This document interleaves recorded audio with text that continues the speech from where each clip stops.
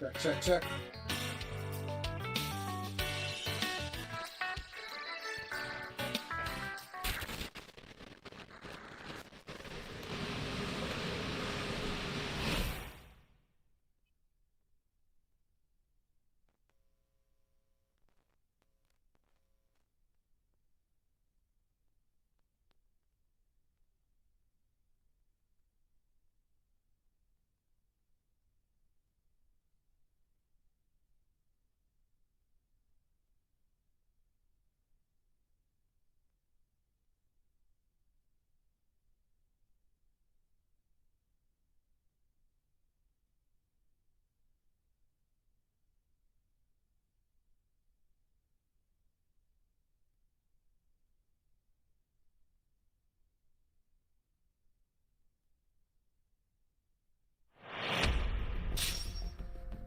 Okay, I don't know what the heck's going on.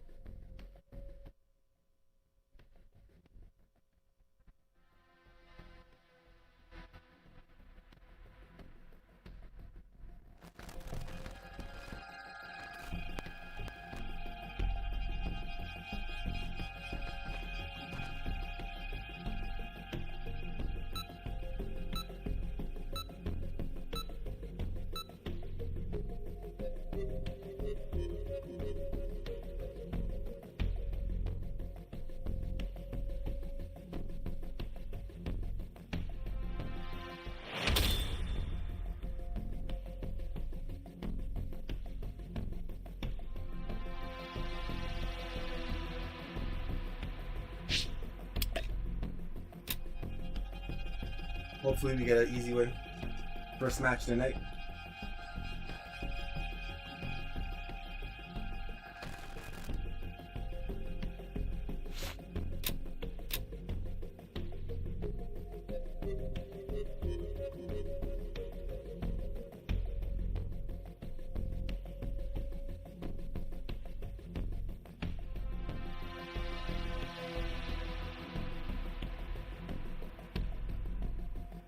Make me immortal!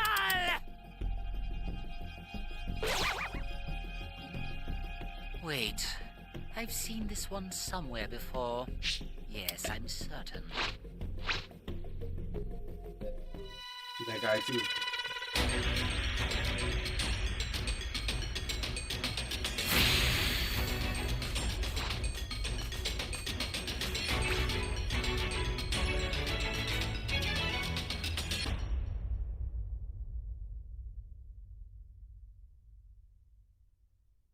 Can you hear me? Flying Nimbus! Strunks, I've set a super time machine, as well as a crate of supplies.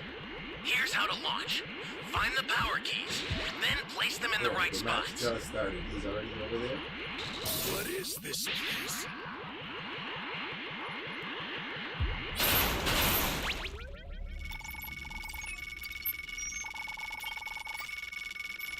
Thanks.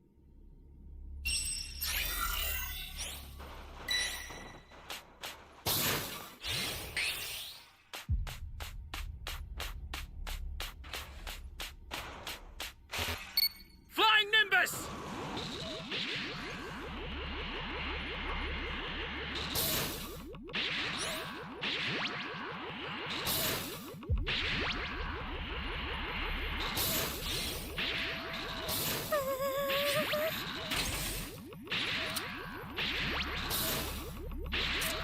Anyone out there?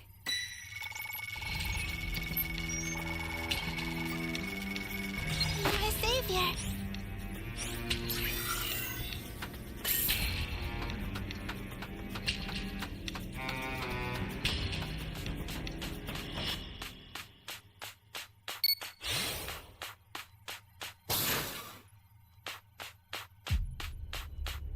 Not good. so far. You found a power key. Go slot it.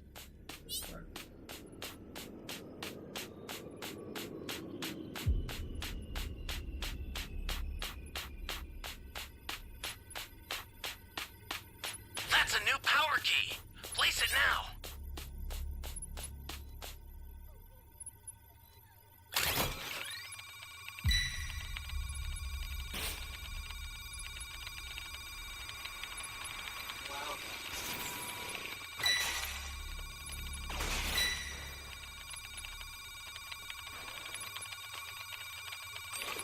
This is bad. Somebody's down.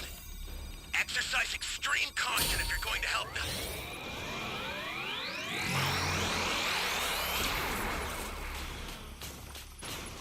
Flying Nimbus!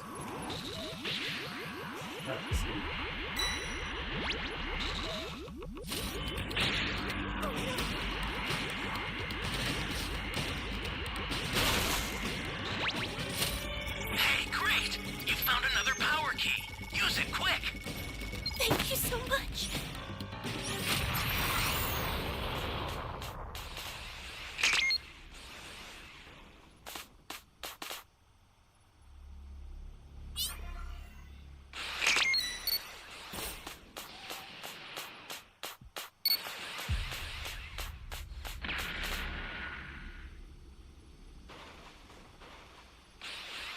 Flying Nimbus!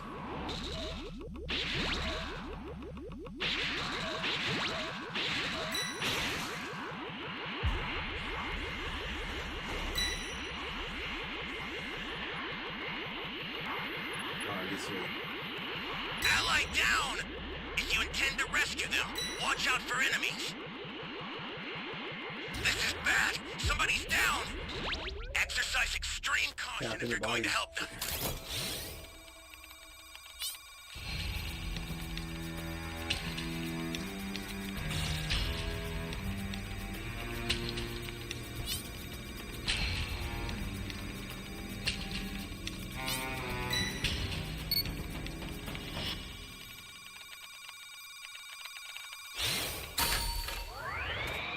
Flying Nimbus!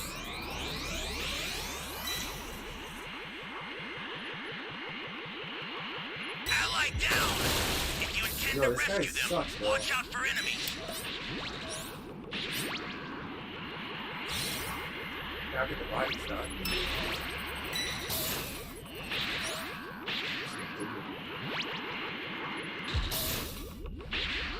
Great!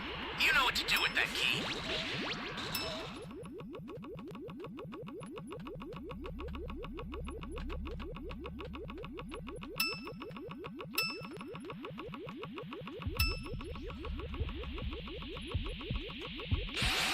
Holy hell.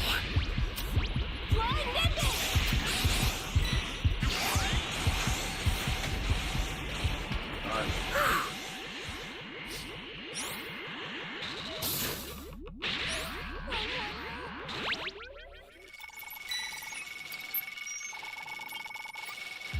An ally You're a needs your help. savior. We don't know what danger awaits. Think before rushing in. You have to get the Dragon Ball they were cooked. Anyone out there? That's a new power key. Place it now. I'm grateful.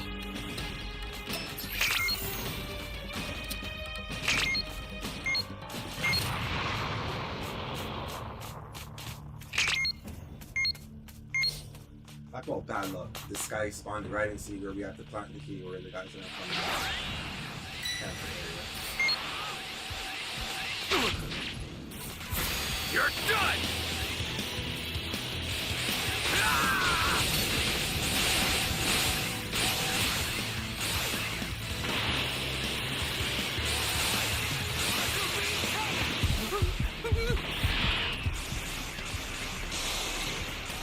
Oh, man.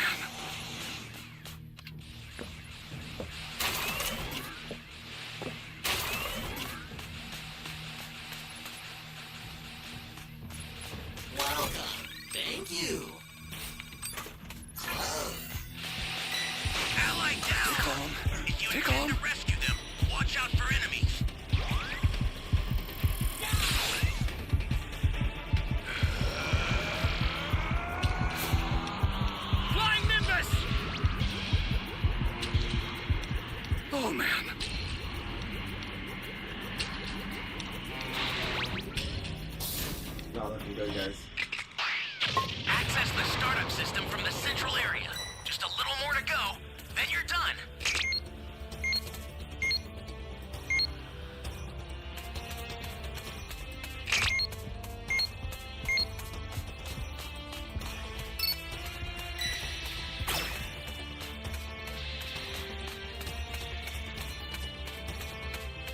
Just 1, 2, 3, 4 of us left.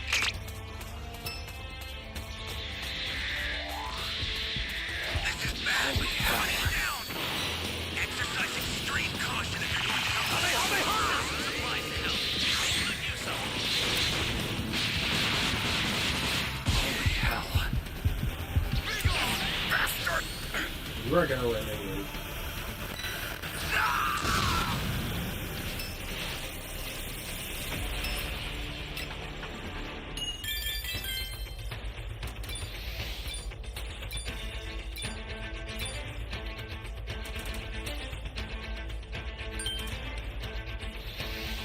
Snapping out of his stupor, the prince demands to know how he obtained such an ability. Raditz urging he explain en route. For now, they need to immediately flee this world before Frieza catches wind. Escaping, the Saiyans head towards the SG sector, an area where Frieza's forces have been pushed back from. With any luck, it will offer relative peace. After changing ships many times, in a bid to throw the oppressors off their trail, Kakarot tells his story in person to the elite warriors. Vegeta convinced these Dragon Ball things can't possibly exist, though the low-class Saiyan urges, and yet their effects are apparent firsthand. Nappa fully buys into the idea, excited to go to Earth to find them. Alas, they don't work anymore, turning to stone ages ago. Before, they only used to be rocks for a single year. Either way, the prince knows Frieza would immediately spot them if they go to Earth, as Raditz enters through a door. When questioned on what his informant had to say, it seems Kakarot's description of the Dragon Balls has caught some interest, wanting to take the Saiyans to his master's planet to learn more. A few days pass. As some kind of militaristic compound, Raditz admits he's getting cold feet, sensing too many high powers here. His brother deducing this master is being guarded by a group of strong warriors, politely welcoming the outsiders in. Angela of Lord Slug's demon clan, who quells his master is eager to meet them. Introducing his overlord properly, Angela presents the strangers to Lord Slug, powerful emperor of Sector SG. But something else has caught Kakarot's eye. A Dragon Ball. Reaching out for it, Vegeta gives him a bunk on the head, commanding he restrain himself. The Namekian, taking great interest in their knowledge, inquires where they have seen the orbs. Getting another pap to the face, Kakarot begins to blurt out on planet Earth, but the prince knows a bit more about how negotiations work. Contending, Slug first reveal where he found the Dragon Balls, and all of this will be a lot less painful. And it seems that is exactly what his henchmen were waiting for.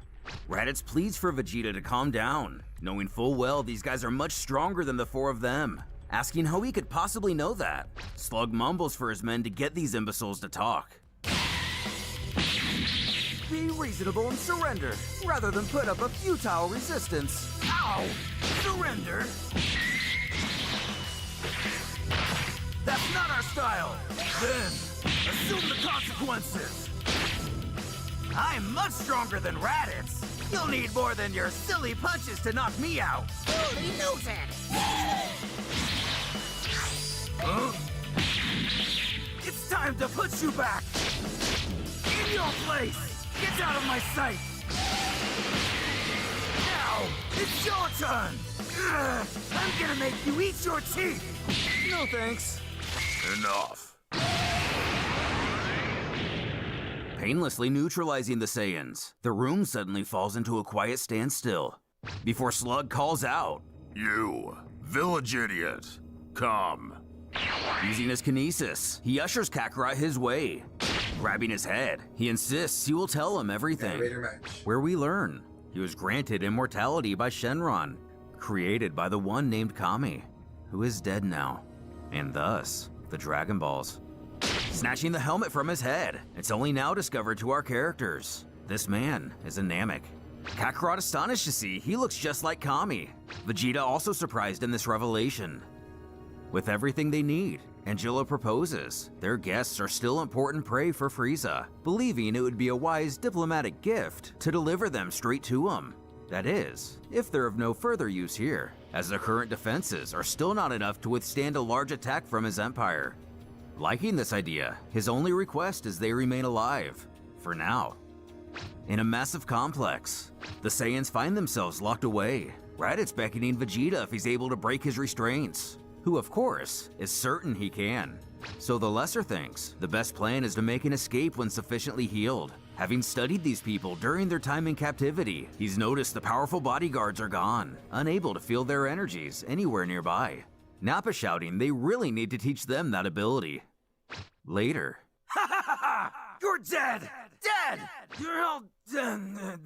Kill the humans. Watching the show before him, the prince has to ask if he always screams in his sleep like this, which is met with a reluctant, yup. Regardless, feeling the time is now, Vegeta braces himself to break out, just as Raditz warns he wait, sensing someone coming. One of the intellectuals of the compound, either Gyoshu or Kakuji. We'll just guess Gyoshu because they're almost identical. Who?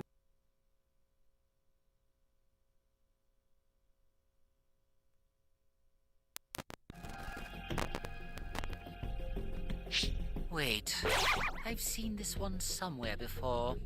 Yes, I'm certain.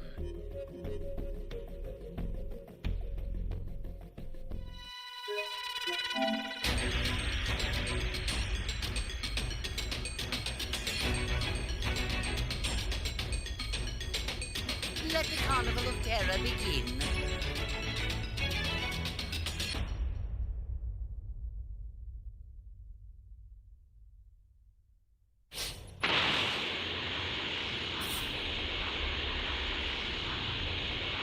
They put me in the worst spot.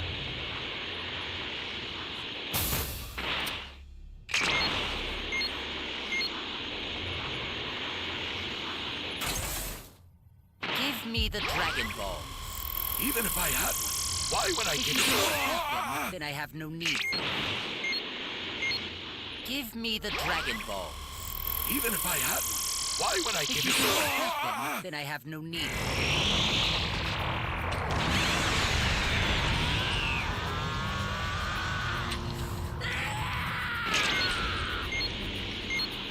So much ability. Oh Where are the Dragon Balls? no. I'm sorry, everyone. Very well. I'll make sure your death is quick. Where are the Dragon Balls?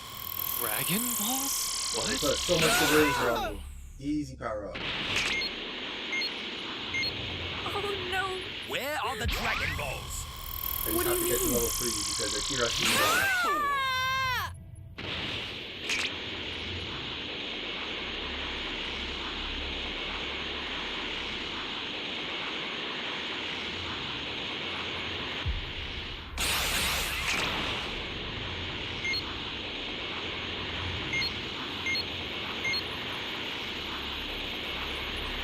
Where are the Dragon Balls?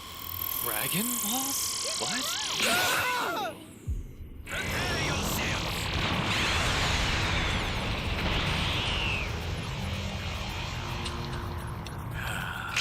got destroyed here.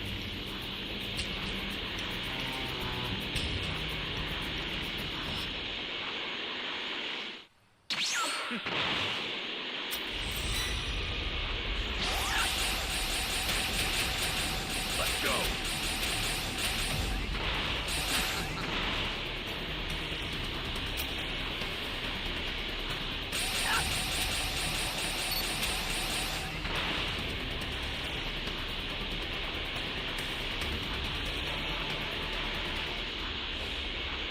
Flying Nimbus!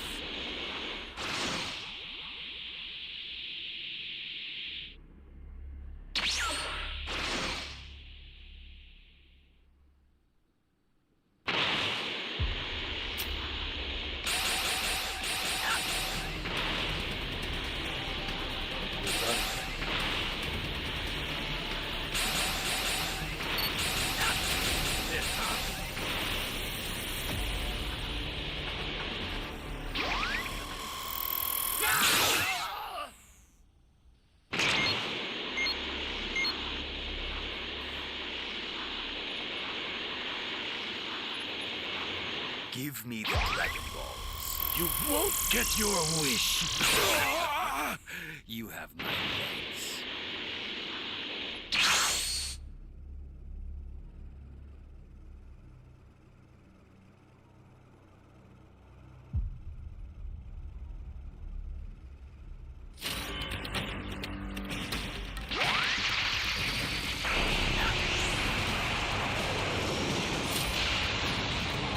Yeah, 2 double G's.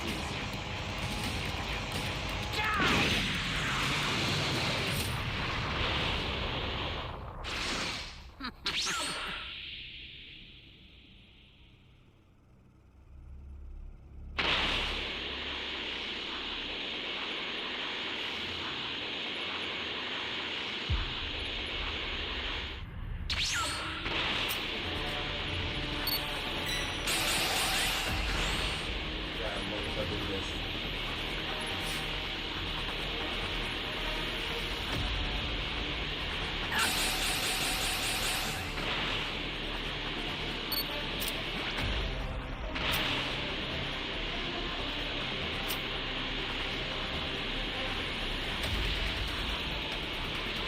Bro.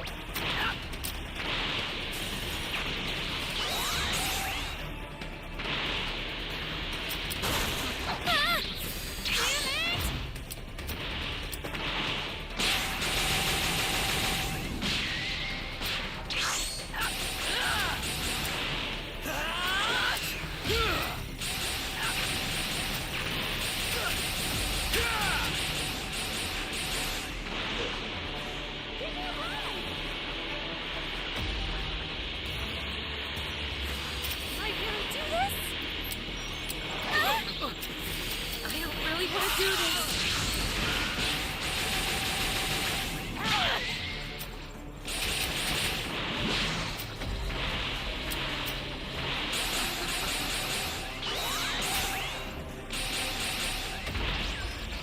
The fact that that didn't kill her? Just, you know.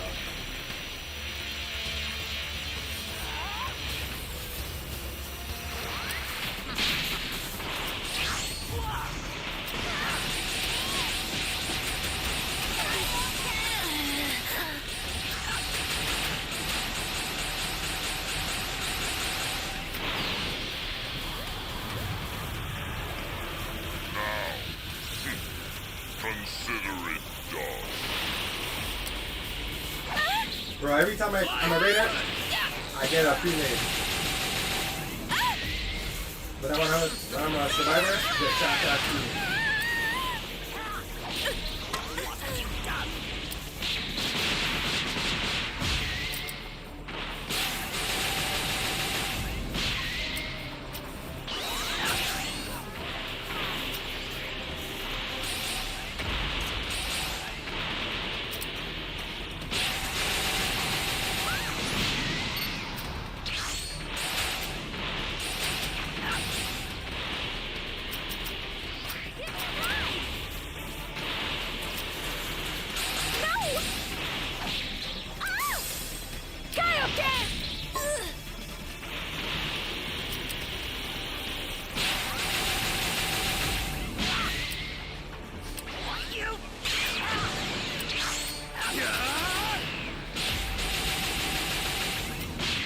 How do you still have health? No way.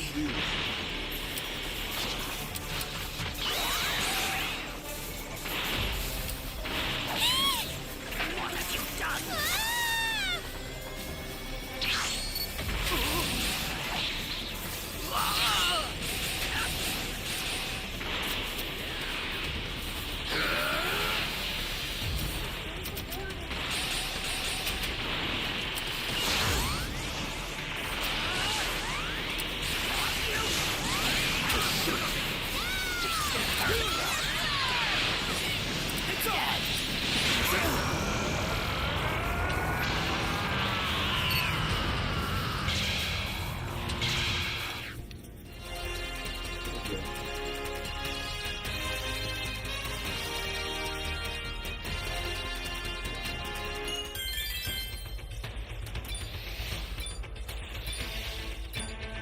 In a surprise, reveals he's on their side, pleading they flee the planet together. Releasing the gang, Vegeta leers why he would help them, who tells he is merely a slave here. In return for his assistance, all he wants is to be dropped off on his home planet. Waking his brother, he alerts they're heading out. Huh? Now? We're running away? Activating his personal blitz lamp. The slave utters they must remain quiet until reaching the ship. There are guards there, but should be nothing compared to the Saiyans. It's only important they kill them before they can activate the alarms. Once again pleading to everyone, remain very discreet. Get lost, stupid irons! Oh, for the love of... Smashing his way through the prison, nearby soldiers go into full-blown defense mode. The captive of Slug running for dear life, while the others pick off guards one by one. Vegeta screaming to Raditz he's going to kill his brother. But... flying towards the action. The game is called Dragon Ball The Breakers. You can get it on Metamoncha Steam, diving for Nappa, PlayStation, Xbox, mocking or if he'd like Nintendo to go Switch. another round. Dragon Ball The Following a Breakers. near-death experience from before, he's much stronger, and now he knows all his opponent's moves. Panically asking how this is happening. Nappa wastes no time in taking him out, but manages to quip the same techniques can't be used on a Saiyan twice. Angela arriving, wondering where a monster like this could have come from, but also ready for revenge. Lagging behind his comrades, Ziyun only thinks what a think it's mess on it is sale up right now ahead, until tomorrow convinced on they need his PlayStation. help. But scoring a So twofer, lasted it. he's left unconscious by dumb luck, or maybe even a very calculated move by Kakarot. Returning to his modest form, Kakarot asks where their spaceship is, but without a clue amidst all this chaos, they'll just have to steal a new one. Zooming off-world, they manage to get away. Inside, while Raditz takes the controls, still with their eyes on the prize, Nappa believes it's clear the Dragon Balls and Namekians are somehow linked. So the next destination will be Planet Namek itself. Gyoshu informing he's able to hide any tracking Slug may have had on the ship, so they should be, essentially, invisible to him. Also pointing out the Nameks live in isolation and have zero technology, so they should be able to remain hidden for a good while. Satisfied with this, the Saiyans are ever closer to getting their wish.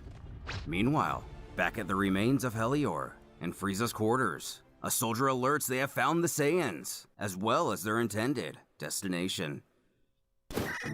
Bellowing out, I won, suckers! We're at the moment where Vegito allowed himself to be absorbed by Super Buu in the original series, and given the title, The Birth of Vegito, it may be safe to assume this is Vegito's Universe 16 in the Multiverse Tournament. Using a Shield of Ki, our hero believes he's in the clear, at first thinking to lower the barrier, but in this iteration, he decides against it. Just a gut feeling. Searching around, it doesn't take him long to find his friends.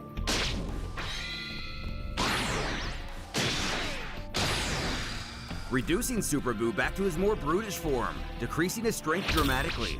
The fused fighter goes to look for an escape. Turning around, he sees Fat Buu, just as his foe makes his appearance. Talking to himself, he notes this is the one that was eaten.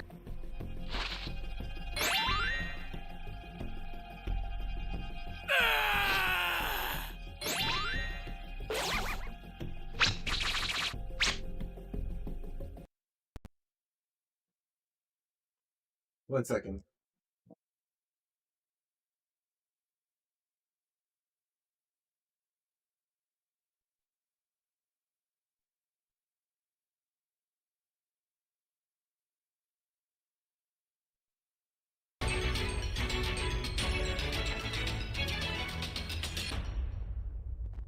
Can you hear me?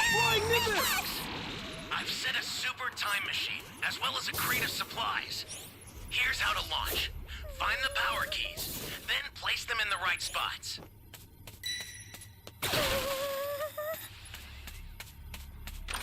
You found a power key. Go slot it. No, why did you find a power key in B, bro? Well, it all worked out.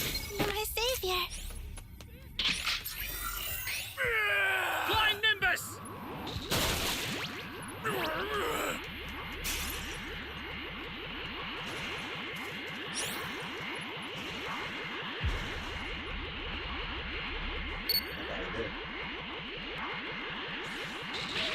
A super transfer is headed your way. Take it now. This is bad. Somebody's down. Exercise extreme caution if you're going to help them.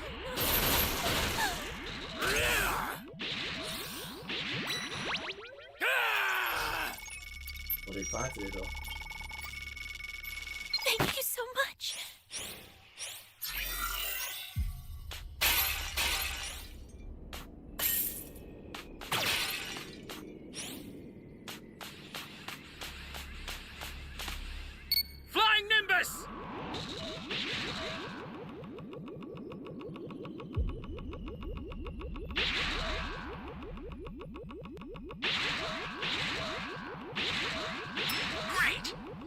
to do with that key.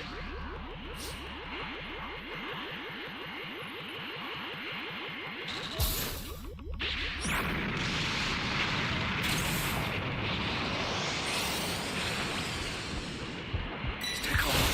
Stay calm. Oh, man.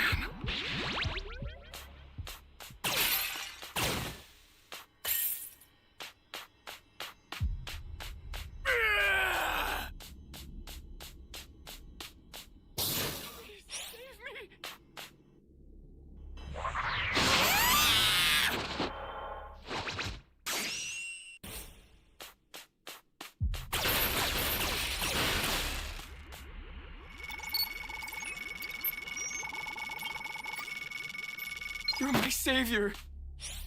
That's a new power key. Place it now.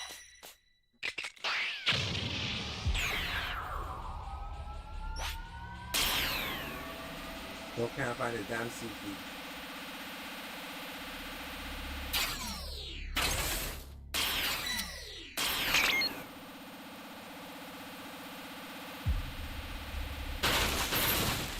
Great. You know what to do with that key.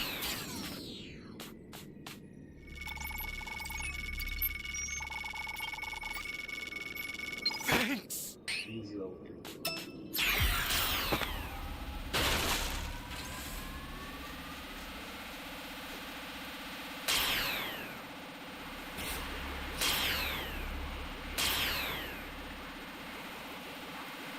That's a new power key.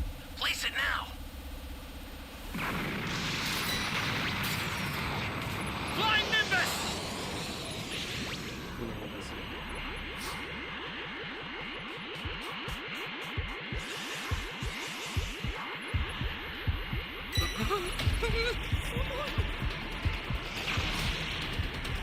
Oh, man.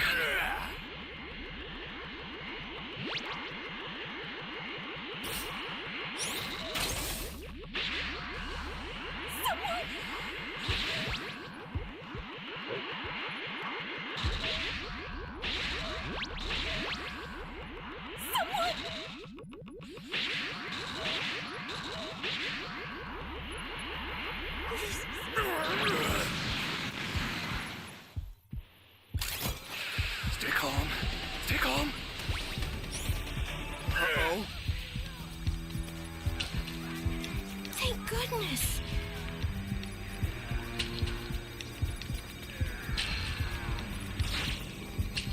Access the startup system from the I control okay? area. Just a little more to go, then you're done.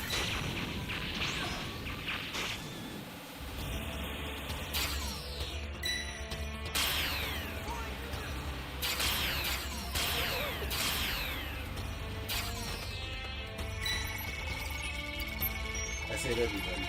The startup system is under You have my attack. thanks. Stop it if you can, but retreat if you need to. Got it?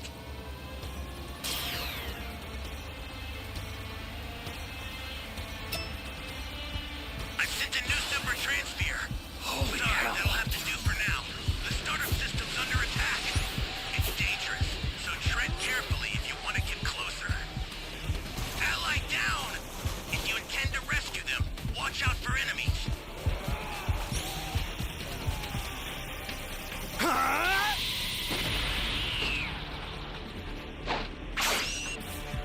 Oh, man.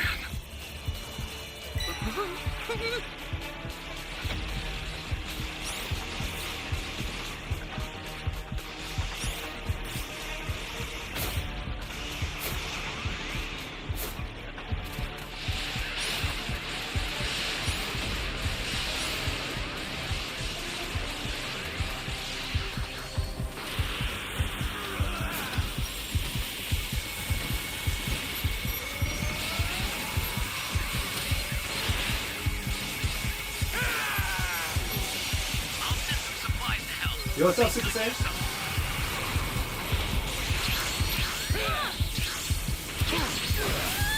It's all good, homie.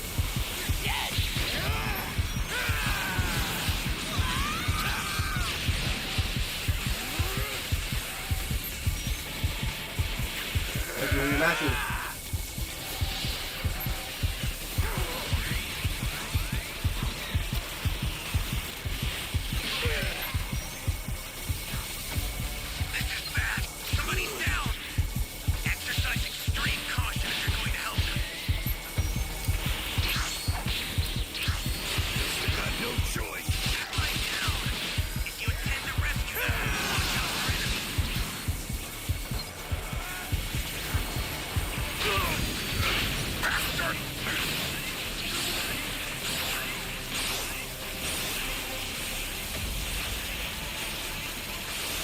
some bullshit, man. The startup system's destroyed. The escape time machine's almost prepped. You need I'm to so head sick for the of that beacon that's really, bro. indicated by a blue light. This is bad. Somebody's down. Exercise extreme caution if you're going to help them. I've sent the escape time machine. Use it to get out What of there. game are you guys playing? Satellite needs your help. We don't know what danger awaits. Think before rushing in. The escape time machine is back. Whenever you have a beacon, you can call it again. That was some bullshit on this I've game, sent bro. the escape time machine. Use it to get out of there. Just killed us all with the Majin Buu attack, but what the fuck?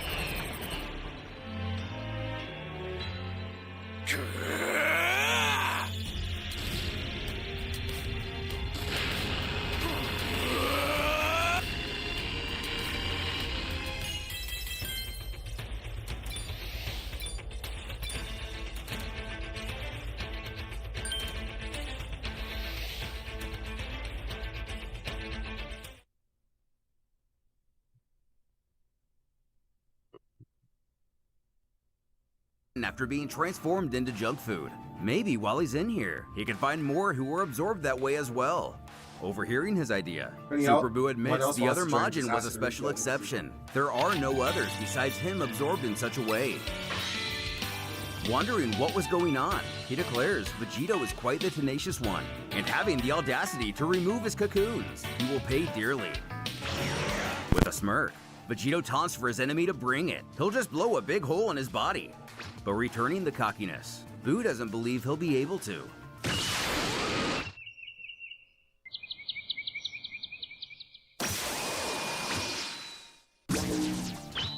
Confused has attacked it very little.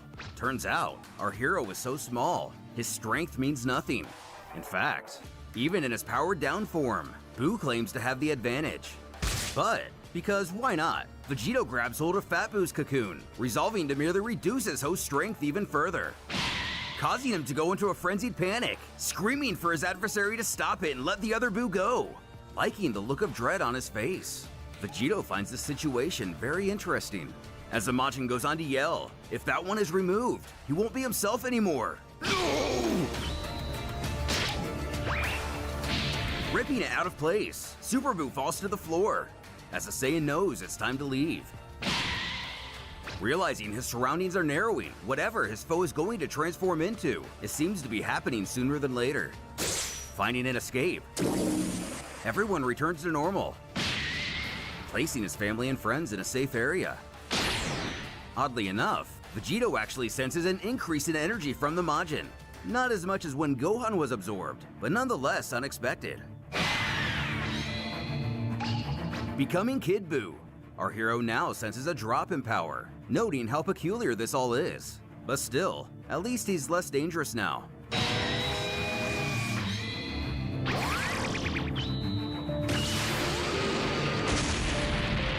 Randomly letting out a blast that could have easily destroyed the planet, the fused warrior realizes how crazy this new creature is.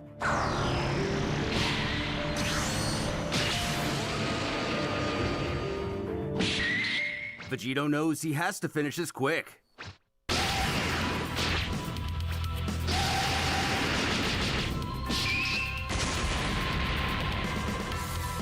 And chomping away bit by bit. Soon, there's no more Majin left to destroy, causing the Kaijus to shout out in victory. As the others begin to regain consciousness, our hero questions if they're feeling okay. But upon laying eyes on the fusion, all three have to ask, Dad? Not really addressing the confusion at hand, Vegito simply inquires if Dende can arrange gathering the Dragon Balls, so all the innocent lives lost can be wished back. And while it'll take another 4 months for them to be restored, he'll do what he can in the time being.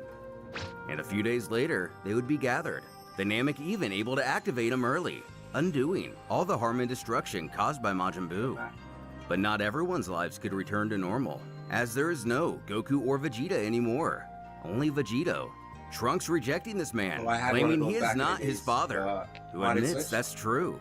But he does have as much love for Trunks Modded as his Switch, father modded did, for both the son and Brief family actually, causing some initial discourse between Chi-Chi and Bulma, but letting out a laugh and shedding a tear. I had a modded Chi-Chi Wii, asks like, what she's thinking. Goku's been dead for 7 2007? years now, and she isn't going to steal Bulma's husband. merely requesting Vegito come and visit I still them had and it, remain a father to Goten, which he is happy to do so. With this, life will resume, keeping his promise and being a father to 2 households, constantly teleporting between the 2. He and Bulma would have a daughter with enormous potential. And around the same time, Pan was born to Videl and Gohan. A few years later, they both became students of Vegito, ushering in a whole new adventure of their own. The Beerus Planet, X-Frieza 38. A party of some sort seems to be taking place, as Brawl, Pan, and Vegito stand by, not appearing to be enjoying themselves greatly. Suddenly, Vegito pipes, "Buffet lunch 3 o'clock," while looking to his knife. That's cool. Grabbing a small bite, Brawl doesn't know what the heck they're doing here, scoffing at the idea it's supposed to be some kind of diplomatic mission, You have the and it Metro only games? feels like a waste of proper training time. Then hearing, "Oh, what a ravishing goddess," as who looks to be Pizza the Hut from Spaceballs approaches, stating it to be an honor to host the daughter of the great Vegito-sama, greeting her with a kiss to the hand. Brawl clearly has more of Vegeta's personality than Goku's, but her father calmly requests she not assault the diplomats. In age 774 on Earth, 2 Saiyan warriors, among the most powerful in the universe, fuse thanks to the sacred Pataras of the Kaioshins, thus creating Vegito, the strongest being of all time. Resolved to aid the Kai, he was tasked with handling conflicts across the universe. None of his foes ever survived. He quickly became known to every civilized world as a great warrior, some even revering him as a god, as he trained his 2 companions, Pan and his daughter Brawl. At the latter's birth, the fused warrior held his child with pride, asking if his wife has any names in mind, Brawl being the only one. Thinking to himself, Brief, Bulma, Trunks. Ah, now it makes sense. Universe 16, age 778, pointing out she has a tail. Vegito pleads they let her keep it, having never seen Trunks with one. Though Bulma has one question. Is becoming a totally insane giant monkey hellbent on destroying cities and attacking friends a trait only unique to Goku when he transformed, or is it common Bro, among I was all in Saiyans? E, and we found the E key, and I'm like, man, why did you guys have to find the E key? Because he's just gonna come right to Who E. shouts to his father his and sister find is me. bothering him. And in accordance to Namekian Battle Law, Section 372-B, Piccolo has lost one of his arms. found the A key. Being held up by Gohan, he stutters he must save the planet. Great. But the You know half-breed what to do can't with hit that his key. own niece. She's not even a month old. Or is it his sister? Half-sister. Even the great scholar doesn't know. Clamoring for Vegito to do something, he snaps back into... The only games I played for Reality. Wii was Just love-stricken by how I had healthy his Mario daughter is. Strikers, Returning to Resident actual Evil 4. reality, amidst the awkward silence, Metroid. Bulma questions what he's thinking Mario about, Kart. then asks his wife if think. she plans on staying in bed for long. Pointing out his endless compassion, she reminds that childbirth is Street. a rather demanding I experience. think it was a FIFA game. Trying to make heads or tails of it, Bulma then piffs at how clueless he is. Thinking back to about 41 years ago, on planet Vegeta, a young prince happens in on a female Saiyan, going at a punching bag. Noticing his presence, she happily greets him. Confused, Vegeta thought she was due to deliver her baby today, informing, "Well, yeah, but that was like hours ago, earlier this morning." The boy believing it to be a more difficult task, the woman merely continues her training, growling, "What do I look like, a sissy?" Then Vegito realizes Saiyan and humans differ a tad in durability. Holding the infant, he questions if Bulma still has a scouter, knowing she repaired one long ago. Rolling her eyes, she reminds that the one that belonged to Raditz blew up. But she did make another, and it's in the cave, The startup closet, system for the at super home. time machine is ready. Teleporting away, leaving the baby to freefall. Bulma grits her teeth in fear, but she only manages to travel about an inch downward before her father makes it back. Turning the scouter on, Vegito wants to get an exact read on his daughter's power, a direct numerical figure, registering in at 13,568. The Saiyan fills with excitement, mocking, "Take that, Broly, in your face!" Standing, Bulma inquires if that's good. Bearing a giant grin, her husband confirms it is. Chortling, she could easily squash Nappa from back in the day. And what Bulma knows about Nappa is that Tien and Chaozu died using their most powerful techniques against the alien invader, and it didn't even hurt him. Confused on why that's a good thing, Vegito misunderstands, assuring her not to worry, as she'll get way stronger. Bulma then picks up the phone to cancel on the babysitter. And that's how Sun Brawl joined the Brief family. Her adventures were only beginning. Looking at a card from Gohan and Videl, it reads, "You're invited to visit Sun's family to see our little Pan, born yesterday." Tien being a little put off by the invitation. Age 780. Speaking of, The Brief is a fighter, Gohan humbly boy. states he would like Piccolo to be Pan's godfather. He wanted to ask for Goten, but his mother was against it. All over the place, looking down at her daughter with a blushing face, Videl excitedly exclaims that she could one day become a great ruler, or dancer, or novel writer. Gohan pondering, maybe a scientist, or archaeologist. When a third voice chimes in, "I see her as a space cop, crushing monsters and beating Frieza like scum, exploding one or two planets from time to time." Narrowing their eyes. Naturally, this rationale is a combination of Goku and Vegeta. This Vegito had found his two pupils, who are going to help him retain order in the universe. Holding both Brawl and Pan in each hand, he realizes they take a bit to grow, don't they? Requesting if they can just toss him in the room of spirit and time for a few days, to the disinterest of the others. 5 years later, Universe 16, age 785, in what may be the Break Wasteland, the area Piccolo first trained Gohan, Vegito calls for the girl's attention, explaining today it'll be a small and quiet course because Videl insisted on coming along, wondering why, but oh well. But Pan's mother says she needs the exercise, and she should be able to keep up with the two of them at their young age. Laughing at the thought, Saiyan ushers the gang to warm up by taking a full lap around the planet. Rising to the sky, Pan beckons her mother if she's coming, who only now realizes what she's gotten herself into. Taking off, she can't even see him anymore. Falling back to the ground, she does some stretching, determined to get in that exercise one way or another. Just moments later, Vegito and the girls arrive back, Pan elated to see her mother. The girl then revealing her mom was so fast and far ahead, they couldn't even see her. Coy, Videl mutters, yeah, fast, that's it. Grinning, the Batara prodigy requests they get serious now, to the horror of our human friend. But she decides she'll just sit and watch them for the rest of the day, and get some exercise another time. As Vegito strolls away, satisfied no one will ever interfere with their training again. As a massive war takes place, our hero arrives, accompanied by his daughter. This is Nagriga, a planet in constant war. Coaching, he instructs his student to stop the battle. She must hit him, but only a little, and be very careful. The inhabitants here are quite fragile. She can destroy the tanks, but only if no one is inside. If someone shoots at her, don't take it personally. Probably a bad idea to break the weapons too. They seem to be filled with some kind of toxic gas. When someone in the distance shouts, "Hey, did you see that?" Continuing to give his daughter guidance, he suggests she toss any explosives into the sky, as they could hurt anyone else nearby. But in the background, the folks here seem to know who this warrior is. A bit too well, in fact. Turning to get started, the pair find every last soldier bowing at the space cop's feet in surrender. Telling her to just I got him. She didn't understand anything he was saying anyway. Universe 16, 775, at Calphacorp. Trunks lies in bed, awfully nervous about something. Shouting, "Dad, there's a monster under my bed! I'm scared!" In the room below, Yo, Super Saiyan, you wanna play some Wii? I'm gonna go download, but he can I'm gonna go detect download energy it of all living things. on my Asus Feel ROG. the tiniest vibration within a mile Play radius. some, There Super isn't Mario any Bros. monster under his Done bed. with Dragon Ball. Same year, Universe 18. Done. The same scenario plays out. But this time with Vegeta entering, explaining to his son that if there is a monster under his bed, then he must destroy it like the rest of his enemies.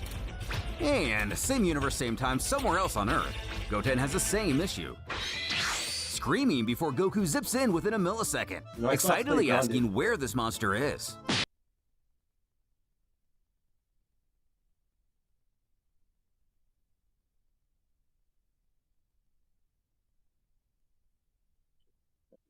Knocking the boy out of his bed to check under it, he chimes, "Mr. Monster, are you here? Yoo-hoo!" Before overcome with disappointment, there actually is no monster. None of you guys have an Universe Xbox? 16 and 18, 10 years later. As Pan cries out, Gohan is the only father with a normal response. Ruffling his daughter's hair to comfort her, he assures that if there was a monster under her bed and it was dangerous for her, then the Anyone has entire world Xbox? would be in danger. Which I guess is better than the other's reaction. Not the most comforting though. Going through the joke one final time, only in Universe 16, year 789. After a mission, Sun Bra sleeps on Xylon 38, feeling something amiss.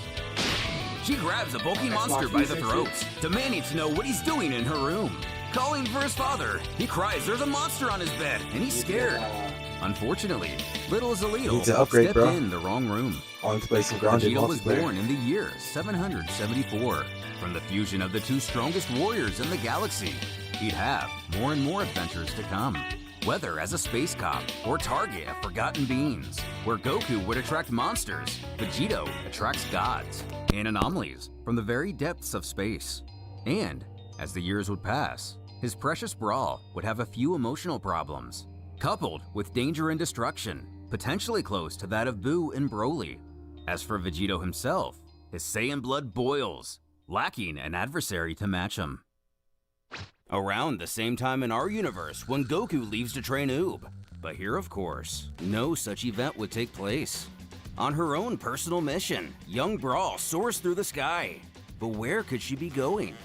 Touching down in Satan City, she enthusiastically runs to a house nearby. Opening the door, it's Gohan, who playfully asks who's there, before joyfully looking down to see Brawl.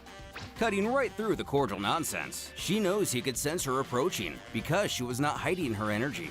Furthermore, she wants to know why he just called her Brawl. Amiss, he answers, because that's your name? In a huff, the youngster resentfully lectures that she is his sister and wants to be called Sun Bra. She is also part of the family. Her brother reminds names don't define who someone is. Besides, Bulma really doesn't like it. Pouting, Gohan realizes Brawl has not come to play with Pan. The two having a friendly spar in the sky. The more experienced fighter comments how strong his little opponent is, causing her to balk. Those words not something she hears often apparently. But her brother swears she really is. This prompts her to question why it is she can't beat him then. Why can't she turn into a Super Saiyan? Why are he and their father so invincible? Trying to make this a life lesson, Gohan reprimands she's only 6. At that age, none of them even came close to the power she possesses. Heck, Goten and Trunks were a special case of their own, and even they don't graze her strength. However, the stubborn young child refuses to wait, despising the feeling of being powerless. She's found a way of her own to break through. Letting her emotions overcome her, she sobs he always wins. She's so weak. Transforming, she tells her elder she wants to go another round. Bro, no! Never shoots! Towards the ground! In a fight, there are no rules. The pretty much omnipresent Vegito, though off-world, senses full well what's going on with his daughter. But rest assured, Gohan will be able to take care of it. His friend here on the ground grumbles. Is there a problem, Mr. Policeman? It seems our fused warrior enjoys venturing through space, getting into the occasional shenanigans. The half-Saiyan warning if she doesn't calm down right now, he's going to stop her by force. This has gone far past what is safe for everyone nearby. But blinded by her own emotions and immaturity, the fact Gohan was not even using his full force before makes her ever the more furious. Nay.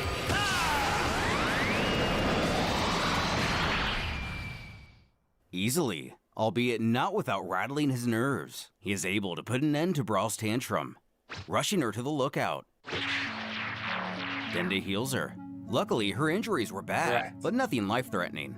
Glancing around, she asks what happened and how they got here. Her father chiming in off-screen. Disappointed in her ability to maintain awareness and clarity, he tells her she has a self-control problem that needs to be taken care of. Ushering her to the room of spirit and time, Vegito instructs her to transform into a Super Saiyan. However, she can't do it on command, explaining she needs to be angry.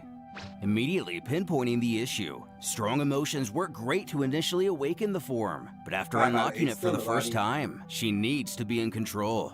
If she fails to master this, she's just as much of a danger to herself and everyone around her as their enemies are. Exclusively for this exercise though, she can get as angry as she needs to be. As in here, there are no innocent bystanders to get in the way. Pondering on what he can do to make her mad. Outside, Knowing the man well, Gohan only hopes their father isn't doing anything foolish in there. Having already been 10 minutes, that means just over 2 days have passed for them. Getting a sensation of unease, he thinks it'd be a good idea to check in to see how things are going. Swinging the door open, Vegito growls, "That stupid brat!" Obviously, the Vegeta side in the driver's I said the seat. same He thing. vents to Gohan that she doesn't listen, she doesn't cooperate, and actively makes everything harder than it needs to be. Goku apparently taking the wheel by giving up and instant transmissioning away, as any fine father would do. As Gohan makes his way into the chamber to see what he can do, the others left wondering where Vegito could have run off to. And by the look on Bulma's face, it seems this type of behavior is just as typical of Vegito as it was of Vegeta. Kneeling down to comfort his little sister, he informs he'll be the one taking care of her training from here on out, questioning if she's hungry. As relatable as anyone, she snips she's always hungry, prompting him to request she turn into a Super Saiyan and follow him.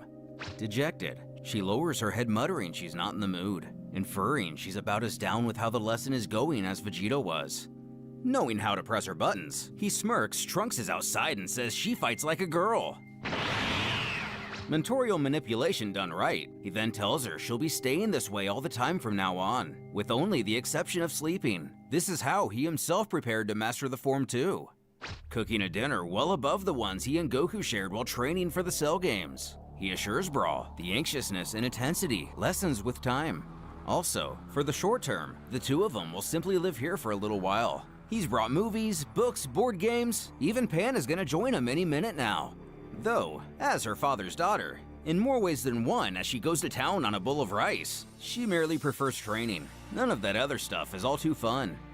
Compromising, he agrees to train a little too, but only for a limited time per day.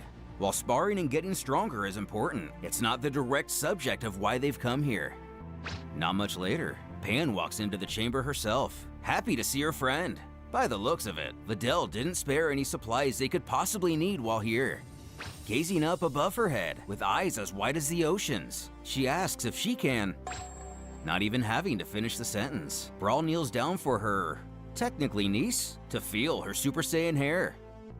Gohan does well to keep the three of them entertained, while his sister, knowingly or not, grew used to her transformation, who even finds a way to discover interest in activities that aren't fighting.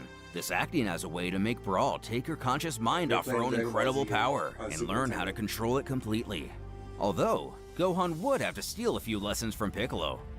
Before too long, their training was finished, the youngster appearing to have a sense of calm and tranquility while maintaining her raw power. Emerging, student become mentor questions the Namek how long they were in there, but since the door is left open, the amount has been the same for each side. Calling many of Earth's heroes to the lookout, it seems the final lesson for Brawl is to make a statement to her friends and family on what she's learned, who reluctantly apologizes for almost destroying the planet, promising not to do it again. Although, with a typical lemon face, at least a sliver of this comes off as genuine regret. Though her father wants to stress test her word, asking if she'll be able to stay calm while transformed, and while fighting the most annoying person of all time. Without skipping a beat, she asks if that's why they brought Trunks here. Close, but it's actually Gotenks, who immediately jumps into character, jaunting it'll be an honor for her to spar with him. Sighing he is annoying, but way too weak for her, which angers the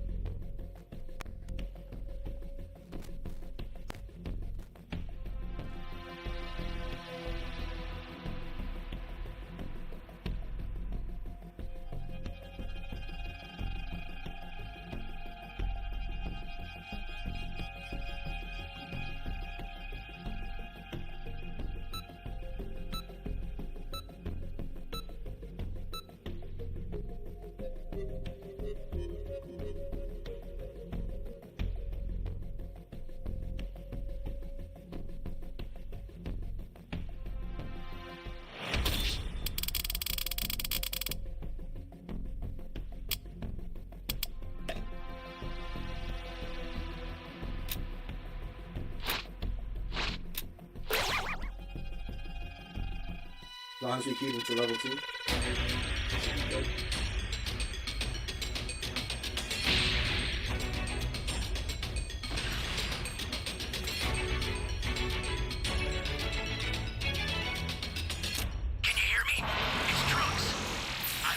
super time machine, as well as a crate of supplies. Welcome. Here's how to launch. Find the power keys, Thank you so then much. place them in the right spots.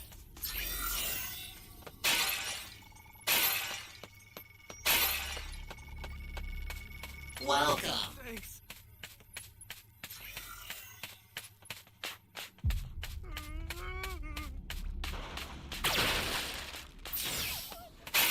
You found a power key. Go slot it.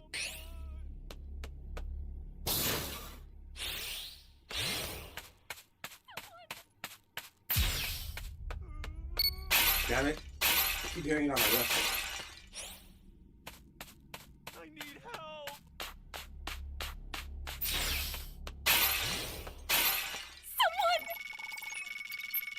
Officer level 2.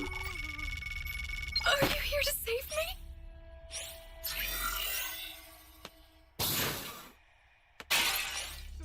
Someone. I need help. That was a piece of... Great.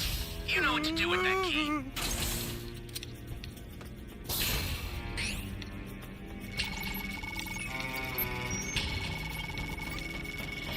You're a big help. No! Boo, no! Let you go! Flying Nimbus!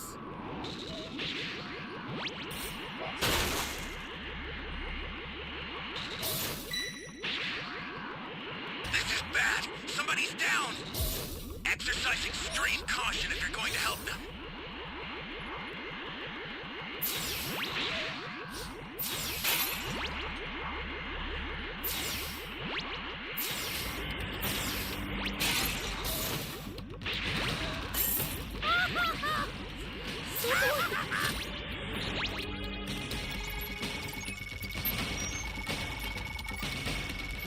You're my savior.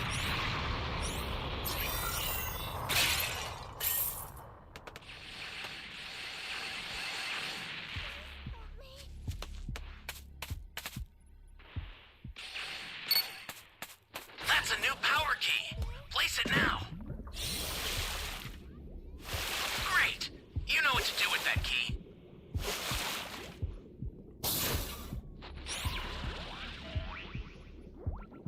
Yeah. There goes my civilians. Go one more. Up there.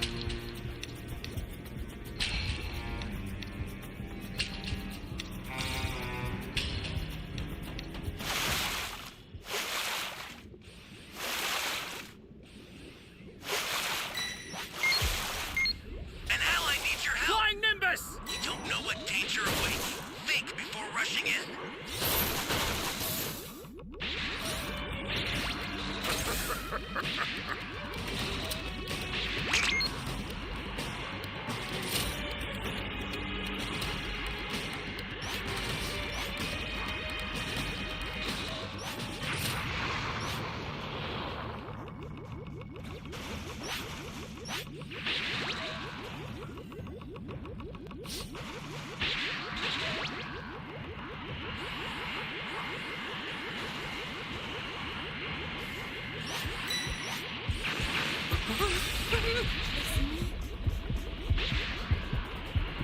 Oh, man. That's a new power key. Place it now. I'm going to beat you to a pulp! I sent you a super transfer. Use it to hold the enemy back. Ally down! If you intend to rescue them, watch out for enemies.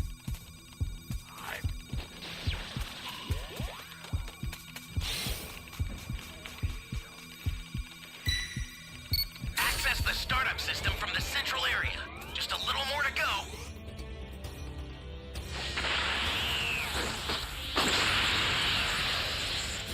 Then you're done.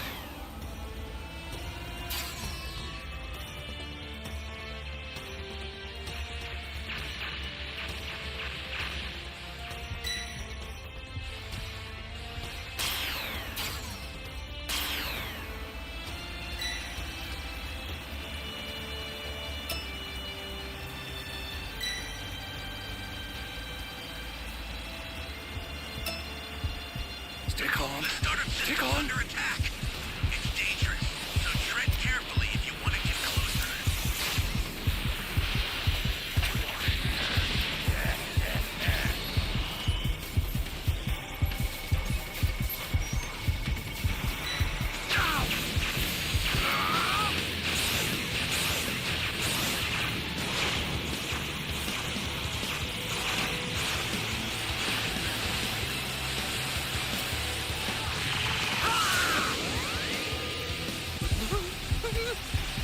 I got him.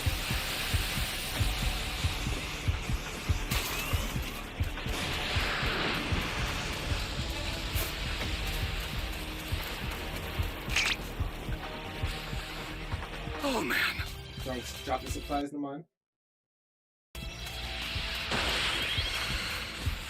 Holy hell. I'll send some supplies to help.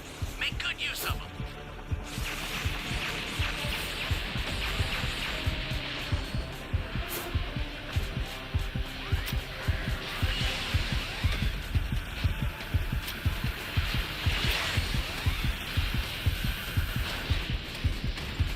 The Nothing I startup can do. system is under attack. Bro, you guys have to melee. But retreat if you need to. Got it? Fuck, man. I tried. I'm going in. Somebody's down. Exercise extreme caution if you're going to help them. They probably got it, bro.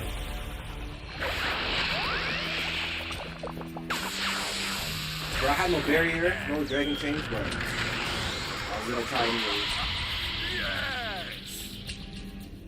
I'll get another one out right away.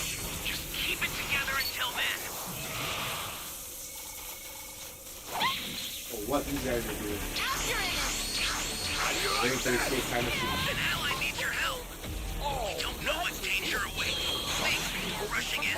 I've sent another super transfer. Take it and survive this. Why is this guy climbing the mountain? Climbing the hill. Climbing whatever this is. What is this guy doing?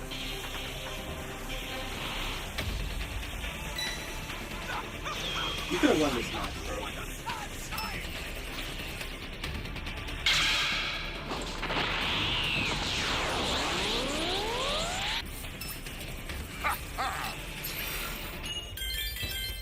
You either be a hero or you play like a pussy.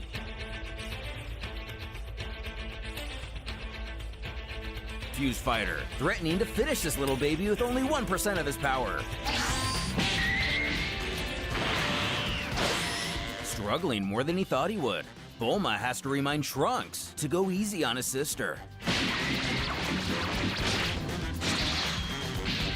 Eat that, brat! You eat that, with the cherry on top. Brawl's anger looking like it's getting the best of her. Gotenks shouts for everyone he'll take care of it, but the ensuing explosion will definitely destroy the lookout, screaming for everyone to get to safety. Vegito ready to jump into action. Gohan places his arm in front of him, urging he not move. When she disappears, Gotenks not even able to trace where she went. Sneaking up and pantsing him from behind. He can only swing wildly amidst the embarrassment, while a carefree Brawl giggles away. Pan pointing to him and questioning what he's doing wearing underwear like that for, who feverishly squabbles he doesn't choose what he wears. Charging a Kamehameha, he vows to reduce the child to ashes. When Vegito wisely chooses to intervene, not lost in the irony of the situation. Appearing dumbfounded, at least that can be said for one of them. Brawl taunts, it looks like Gotenks is the one losing his cool here. Making leaps of progress to pass her final test with flying colors. Confidently, Gohan deems their training a resounding success. With her newfound discipline, the Z-Fighters have yet another hero in training of unprecedented potential. Meanwhile, in the world of the Kais, peering in on their mortal friends through a crystal ball, Kibito Kai finds great relief in seeing Vegito's little girl getting herself under control, knowing how bad things could have gotten if her impulsiveness went unchecked. Old Kai in agreement. At least, for now. But something doesn't sit right with the old-timer. Very curious and concerned how exactly her life will play out. 6 years after Sun Brawl entered the Room of Spirit and Time in order to take control of her emotions. Vegito is assigned to yet another mission by the Kaioshins. At first, he believes they're kidding and bringing up there's a new enemy, growing bored at the lack of a challenge since the defeat of Super Buu, which in itself wasn't too difficult for the fused fighter. Old Kai is a bit annoyed in his carefree attitude, as this opponent is actually their own fault. The most evil minds in the universe gathered to create a warrior capable of stopping Vegito once and for all. Having searched diligently for the location of their foe, they have narrowed it down to exactly 4 places he could possibly be. Each of these areas are not only well protected, but also linked. When one is entered, the other 3 will be aware. If any become privy to Vegito's presence, they'll quickly teleport to a new unknown area. To make things clear, this means our hero must search for them all at the same time. Shrugging, he quips he can just do it really fast, but that won't be good enough. Before mentioning they could simply use the Dragon Ball, which is met with a stern shouting to not even bring up the Dragon Balls. The next day, Vegito has gathered many of our heroes to travel in separate groups, each consisting of at least one warrior who can use instant transmission, or like technique. In the first party, it'll merely consist of himself alone. The next, Gohan, Old Kai, and for some reason Videl, who our main character confusedly questions why she's here to begin with. With a smile, she thought it looked like fun, though Vegito assures it won't be, before then asking what's up with these stupid costumes. Obviously, the bad guys should not see our faces! And the third group, Pan and Trunks will pair alongside Kibito Kai, the former hollering in excitement at her first solo mission. Trunks reminds a 3-warrior team isn't exactly solo. Pausing, the young girl appears bewildered, as she meant it'll be her first time going on a mission without people stronger than her. Flustered, her elder spouts he is so stronger than her. Finally, the last group will be Goten and Sun Brawl, who isn't too thrilled about having a babysitter. The Old Kai attempts to quell groups of 2 or more are actually better than being alone, as he instructs whoever is first to find their adversary immediately alert the others. The rambunctious young lady inquires if she can just try to beat him up first, but he shouts she must tell her allies using telepathy. No need to prepare any further. Vegito instructs everyone to get in position. Guiding Sun Brawl, Kibito Kai assists her with locking onto the location, who appears to still be learning to master the technique. But with that settled, everyone is ready to go. Some a bit more than others, standing on his head to teleport. Gohan is a bit skeptical of the old-timer stance, but he assures this is the true ancient way.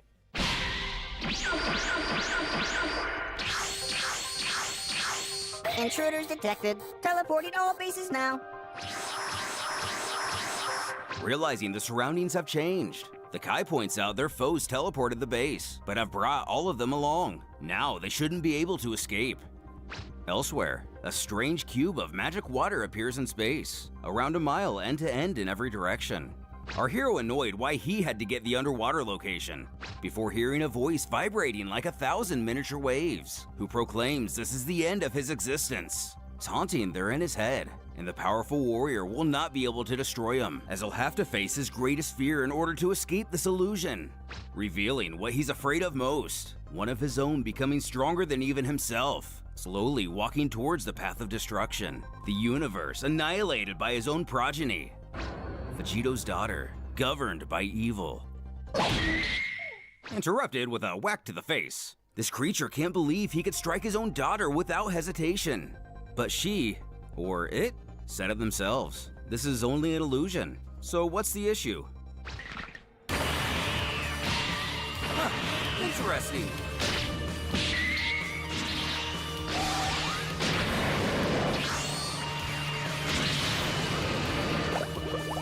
Believing the lack of oxygen will be Vegito's downfall. Besides, whether it's by magic, technology, or anything else, pure power defeats everything.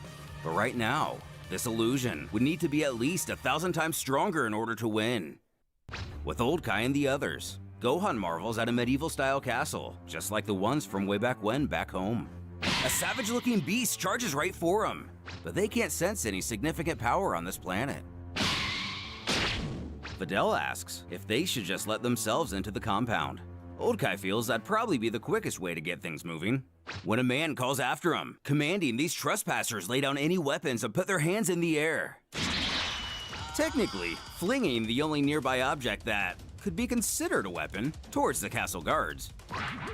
The general orders the men to fire. Gohan shouts for the old-timer to get behind him so he can be protected from the onslaught of arrows, one of which hitting him in the head and more or less falling apart on impact. The elderly Kai jostles. He believes sometimes they forget he is a god. Coming back to his senses, Gohan feels if these Dragon people Ball honestly Multiverse, think little pieces of the wood and Multiversal iron are tournament? anything to worry about, their warrior can't really be all that strong. Or sorry, Multiverse? But the Kaioshin Just called theorizes Dragon Ball they Multiverse? must have some kind of powerful, secret art, and maybe that's why they fan can't manga. sense him.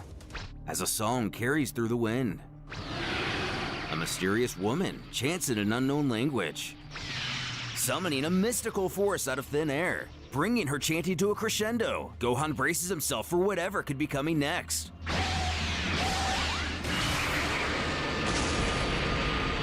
After destroying their foe, and everything behind them, with the most mediocre of attacks, old Kai begins to suspect whoever they're looking for is not here. Though Gohan appears slightly more proud of himself than he probably should be. A henchman makes his way through the corridor, calling out to his fellow soldiers if they know why they teleported just now. Happening into the wrong room, Pan jeers. I think they have an idea, yes. Scampering away, he contacts the others to quickly send in the warrior. A large gate opens, leaving a pair of frigid eyes to peer in on our heroes. They're so stealthy, they don't even notice his approach.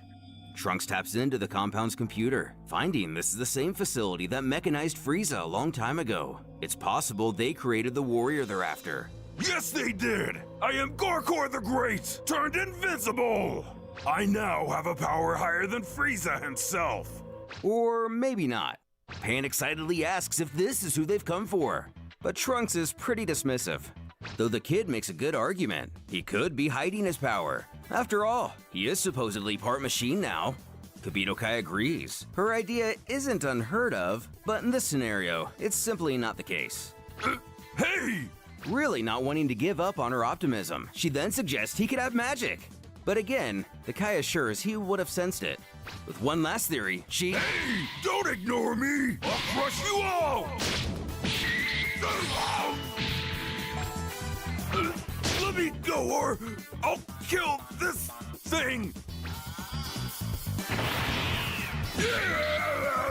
With the mighty Gorkor the Great slain, we're left to only wonder about the fate of Vegito and the group of Sunbrawl and Goten, whose adventure has been a relatively quiet one up until now. In a small, snow globe-like enclosure in orbit of a giant planet, the pair gaze at their surroundings, Goten in awe at the sight before him. Brawl not quite as impressed.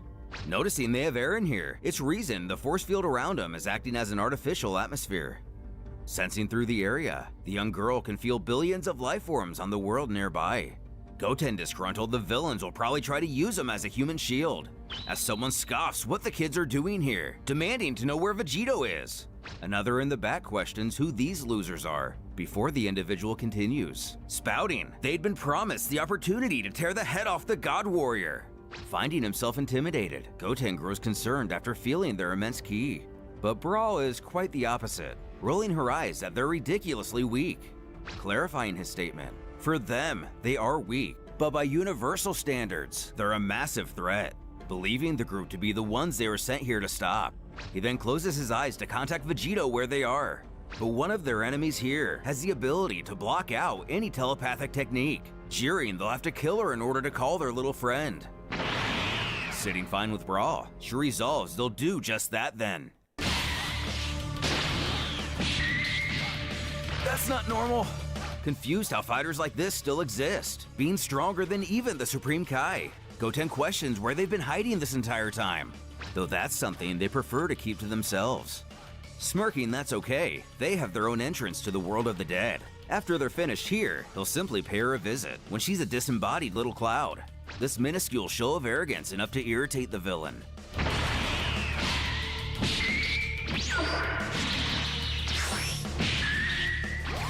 Still trying to obtain information, Goten doubles down these guys stand no chance, asking again who they are. Breaking a bit, one of the warriors explains, they are the new and improved generation of the Hera clan, the worthy heirs to the mighty Bojack himself. But since Goten wasn't born during Bojack's initial visit to Earth, this means very little to the Half Saiyan. Going into further detail, the man spouts Bojack was the most powerful fighter in the universe, sealed away by magic for centuries. After he escaped, he traveled to the planet Vegito lived on, where he ultimately met his end. That was 23 years ago now. Goten cracks if he had to remember all the dimwits that got themselves killed invading Earth, interjecting, 300 years ago, the inhabitants of planet Hera developed a technology that made their people insanely powerful, Bojack being the primary example. And to obtain their revenge against Vegito, they've rediscovered and evolved the very same technology. The boy ironically congratulates his foe, but assures that won't be enough. Whoever killed their friend is undoubtedly much weaker than Vegito. I said evolve!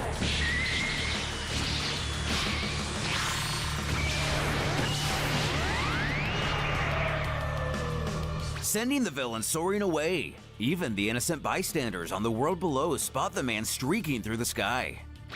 Confidently tapping her feet to the ground, Brawl narrows her eyes in the realization these people had a bit of a power-up hiding in the shadows. Chirping she'd love to continue this one-on-one. After all, she is the only child of Vegito, if that helps entice anyone. Taking the bait, the apparent leader removes her coat while instructing her comrade to take care of the weak one. Appearing to struggle, Brawl barks to know what Goten is doing, but he argues he can't hit a woman, causing the girl to humorously shout back, "Sure you can, it works exactly the same!" Flexing her real power, the girl now sees this won't be as easy as expected.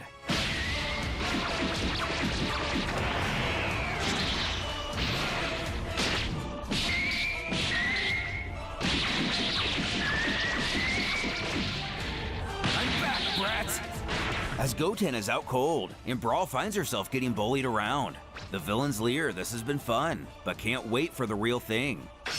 These words resonate with the young prodigy. Furious, she asks, "The real thing?" Her power increasing wildly, she fiercely growls, she is the real thing.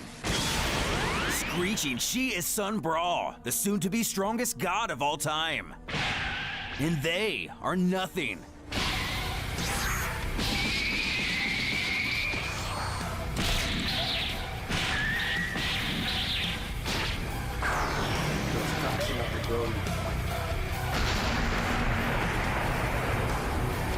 Her blast obliterates the platform they're previously fighting on, and sends the leader of the Heras to the planet below. Holding her wounds, she knows there's no way Brawl will.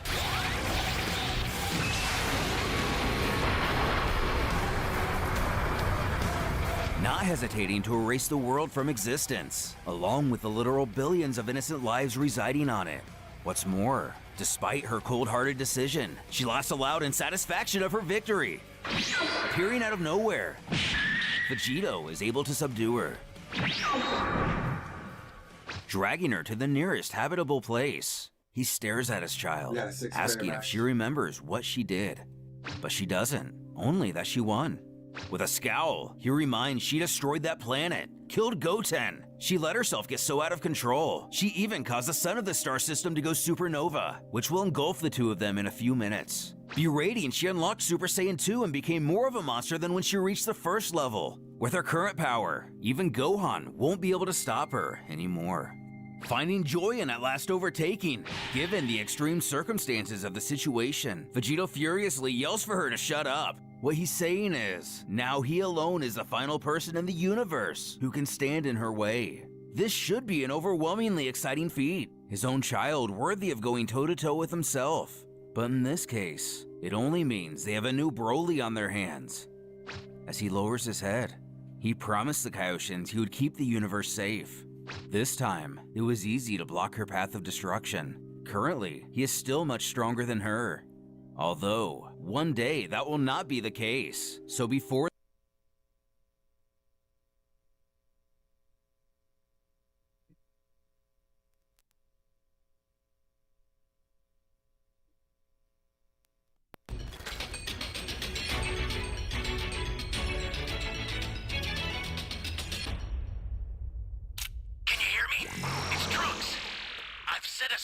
Time machine, as well as a crate of supplies.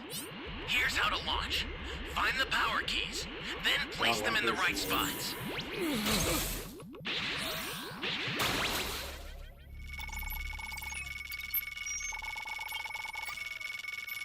Thanks.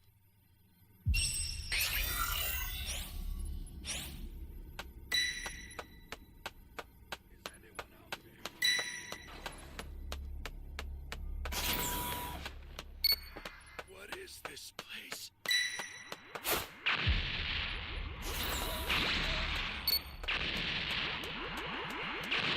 Hold on, why did you give away our location? Flying Nimbus!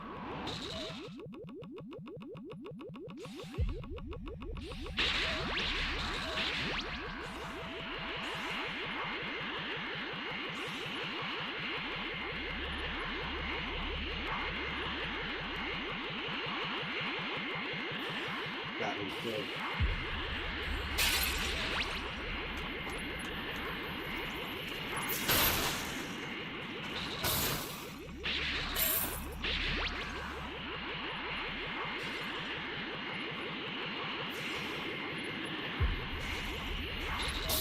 Is anyone out there? You found a power key. Go slot it.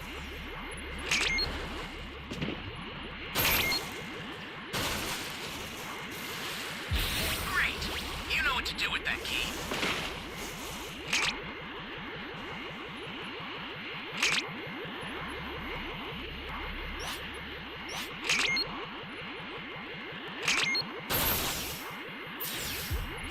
Hey, great. We found another power key. Use it quick.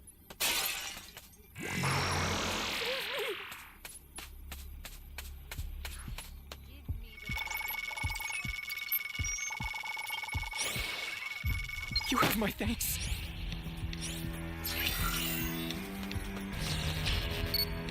Flying Nimbus!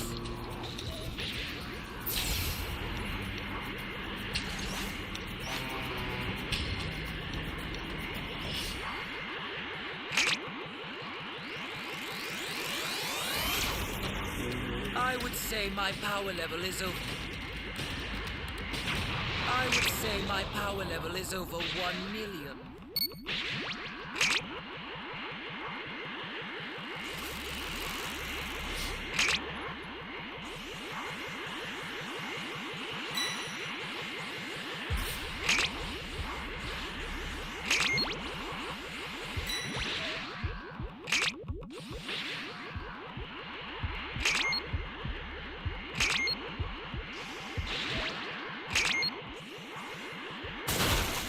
Great! You know what to do with that key.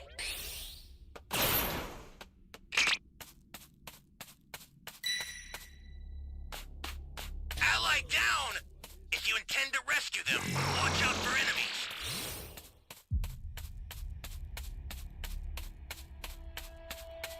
Is anyone out there?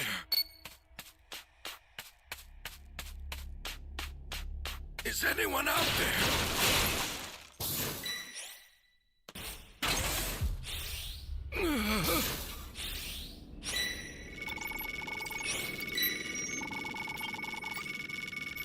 I am grateful. Flying Nimbus!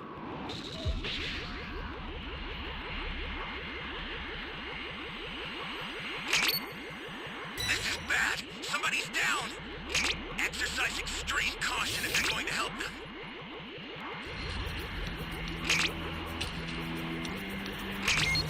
Hey, great! You found another power key. Use it quick!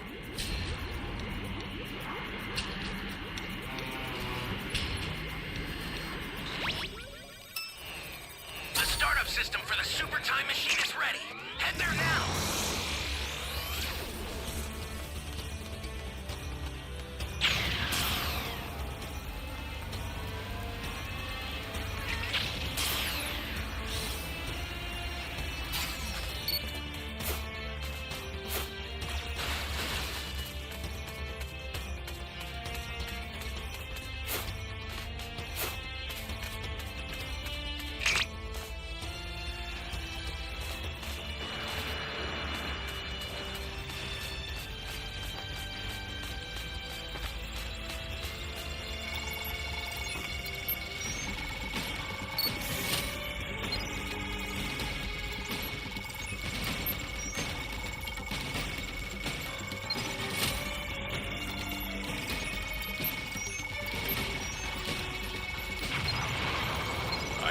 apologize for the wait.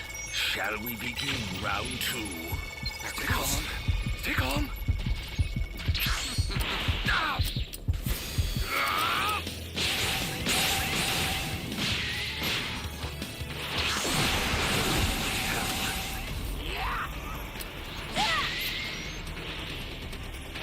Help me!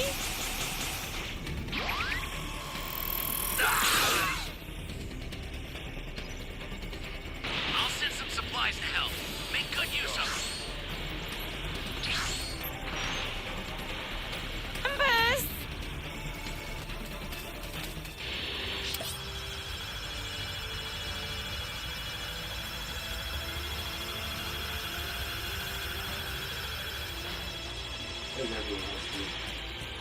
Could be trouble.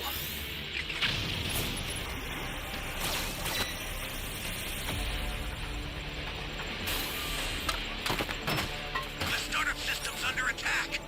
It's dangerous, so tread carefully. You've got to be if you wanna kidding get me! closer. The startup system is under Here attack. goes! Stop it if you can, but retreat if you need to. Got it?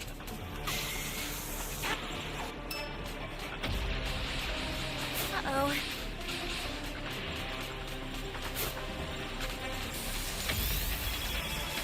I owe you one. Holy hell.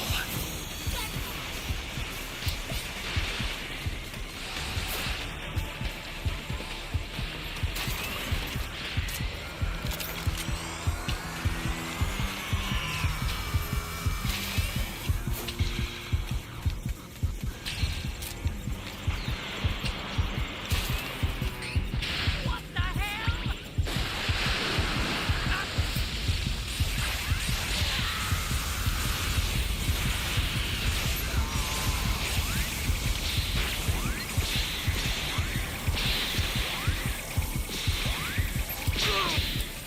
Here comes the pain.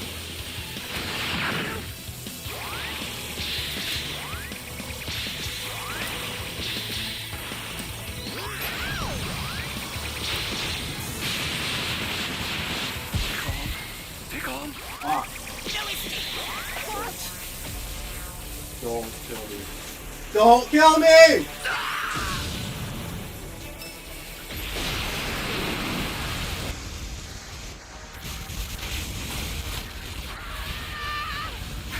The startup system's destroyed. We were so close. Time machine's almost prepped. I blame this person. The beacon that's indicated by a blue light. You've got all 7 Dragon Balls. Summon Shiver. You're incredibly foolish if you think you stand a chance against me. Watch out for enemies. I've sent the escape time machine. Use it to get out of there. The escape time machine is back. Whenever you have a beacon, you can call it again. Where that day arrives, he will kill her, barking if she understands now. Sun Brawl needs to figure out a way to control herself. Otherwise, he won't even have a choice. As he teleports away, he growls she find her own way back to Earth. And when she gets there, she needs to gather the Dragon Balls to fix this. But she doesn't know where Earth is. Tears streaming down her face in frustration. This isn't what she intended. Whimpering, it's not her fault.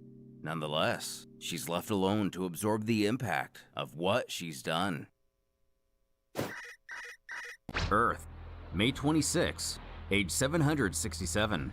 The following events occurred in Universe 17. During Gohan's final standoff against Cell. In spirit, Goku shouts for his son to hang in there, as he hasn't released his full power yet. But mentally defeated and physically worn, his son doesn't believe he can continue, despite his father's protest from Otherworld. Telling his dad he is sorry, Gohan admits defeat, stating Cell is too strong for him. The monster using the opportunity to overtake the young Saiyan, bidding he say hello to his father for him.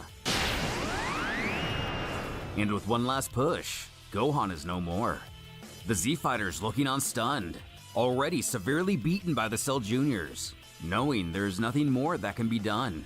Though Cell mocks, now he's more tired than ever. This may be the hero's last chance.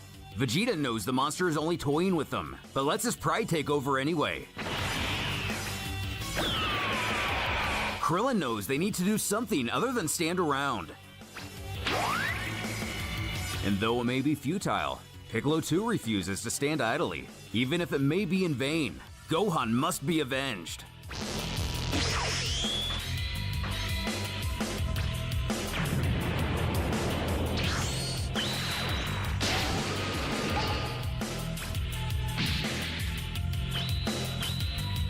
So, who's next? Realizing now, all hope is truly lost, Tien and Yamcha explain how Cell just plans to finish them off one by one, reaching out his arm to end the Namek. Krillin launches his Kienzan, though he only uses it against Earth's fighters.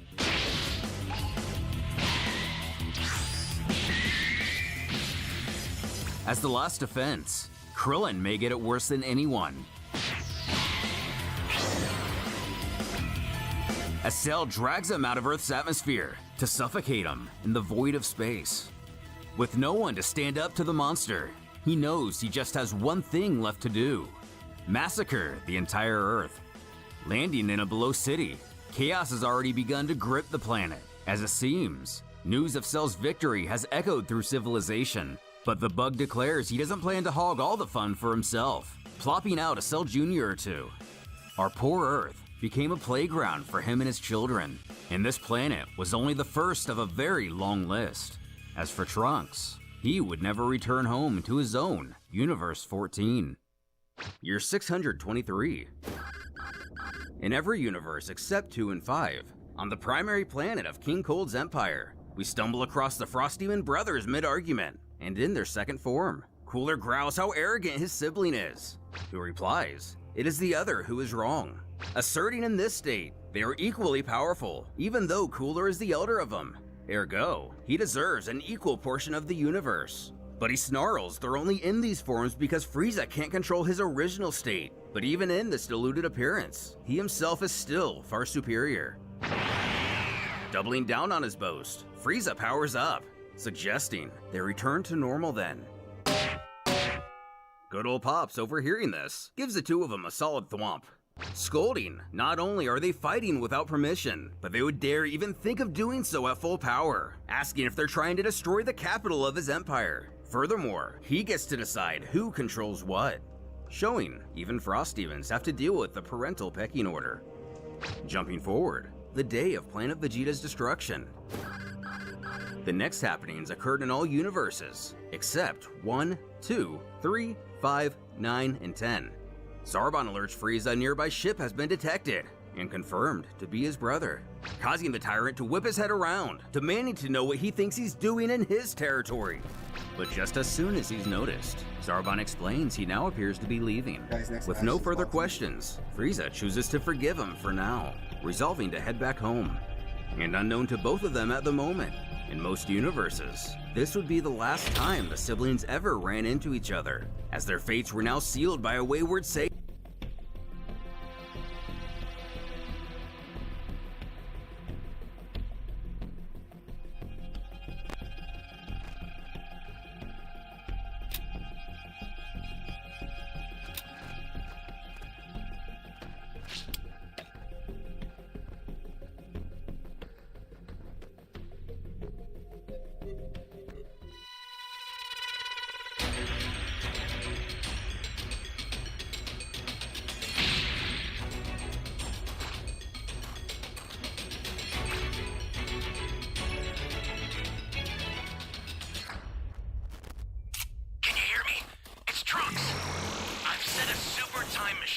as well as a crate of supplies.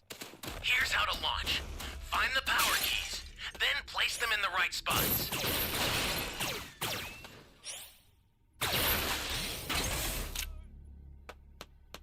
Flying Nimbus!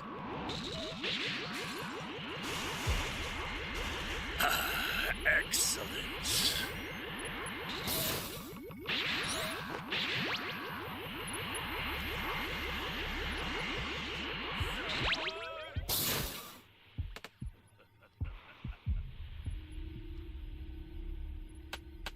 I need help!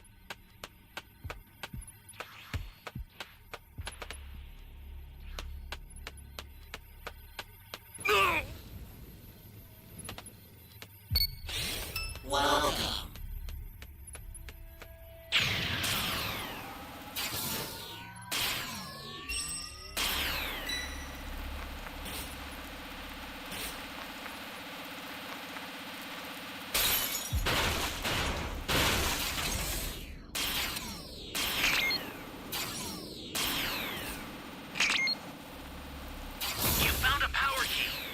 spot it.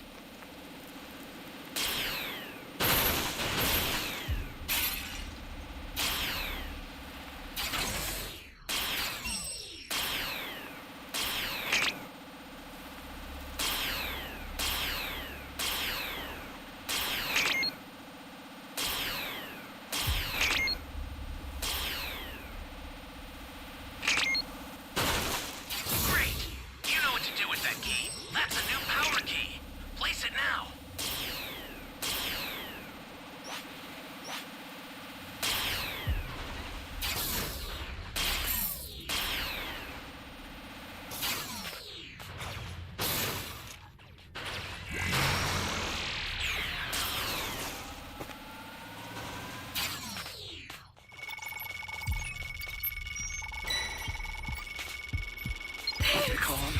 Stay calm.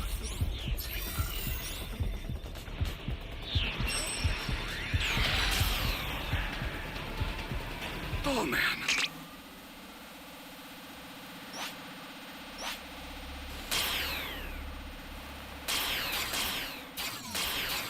Hey, great! You found another power key. Use it quick. Ally down! If you intend to rescue them, watch out for enemies.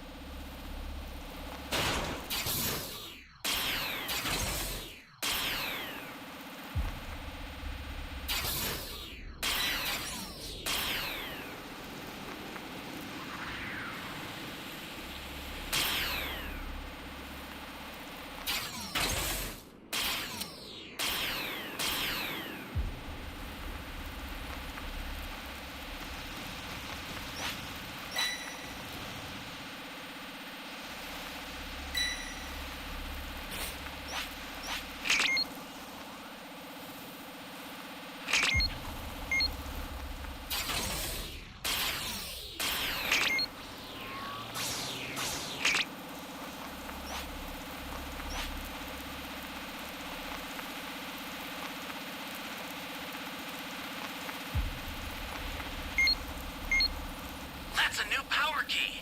Place it now. Excellent.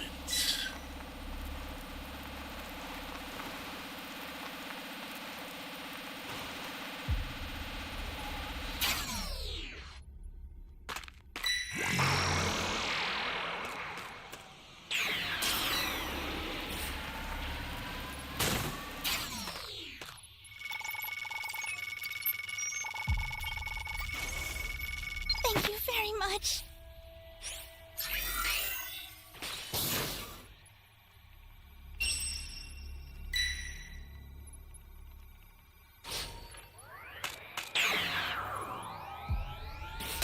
Access the startup system from the central area. Just a little more to go, then you're done. This is bad. Somebody's down. Exercise extreme caution if you're going to help them. I'm gonna leave the ball there.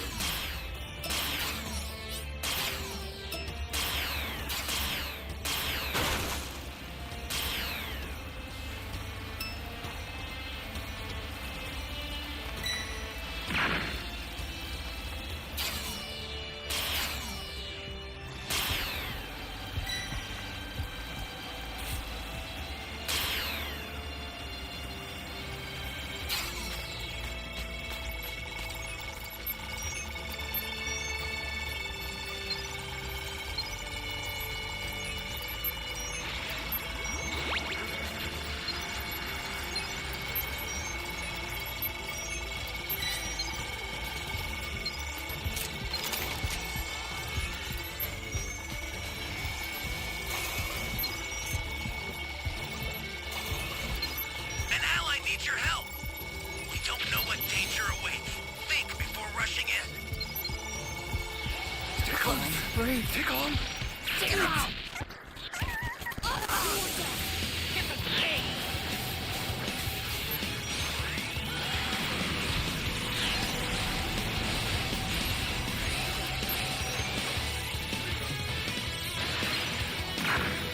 You've got all 7 Dragon Balls. Summon Shinron at the altar.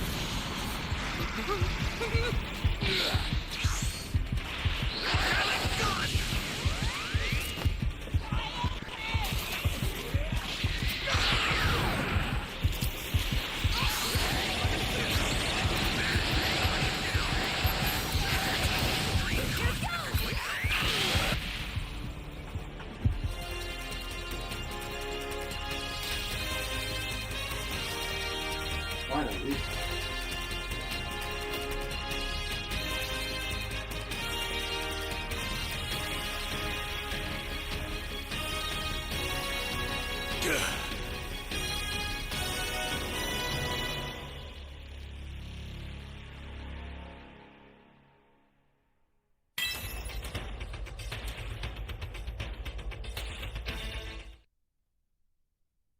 you didn't play too long. Too long killing the survivors.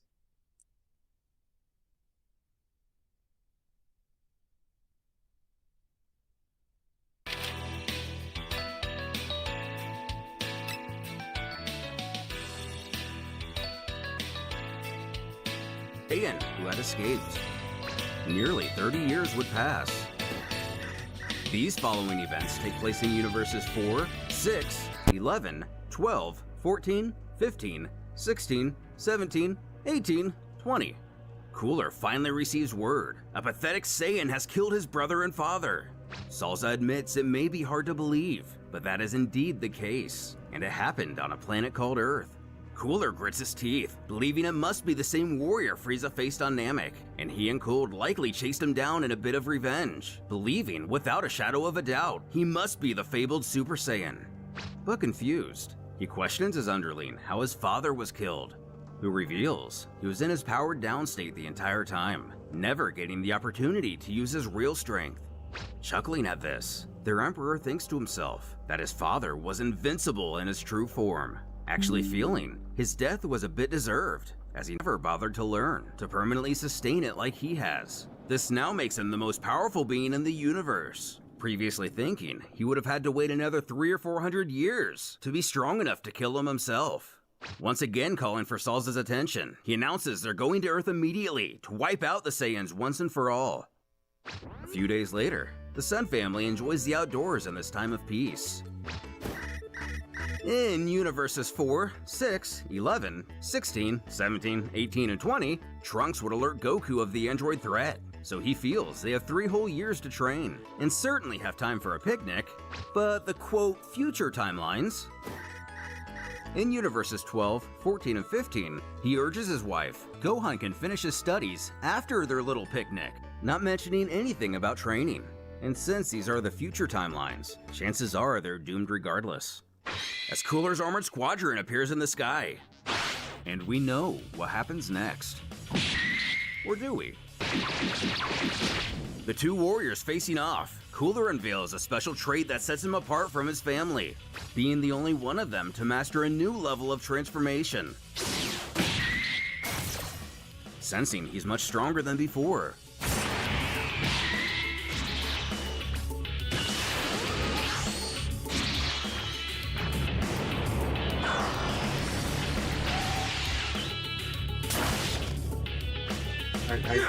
He's tough. surviving the massive attack with a cut across his entire body. Cooler taunts his opponent, asking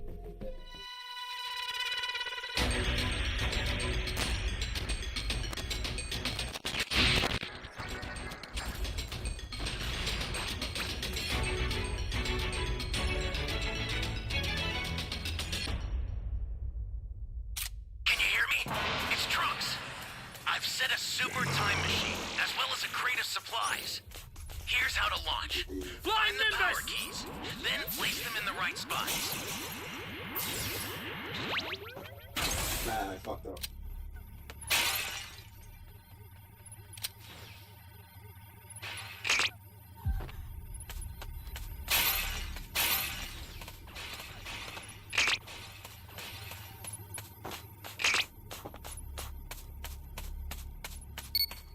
Flying Nimbus!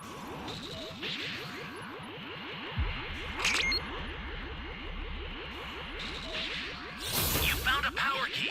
Go slot it. An ally needs your help. We don't know what danger awaits. Think before rushing in.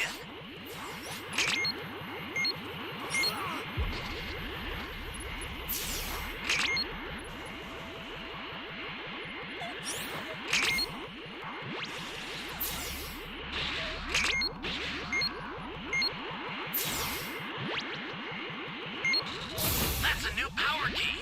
Place it now.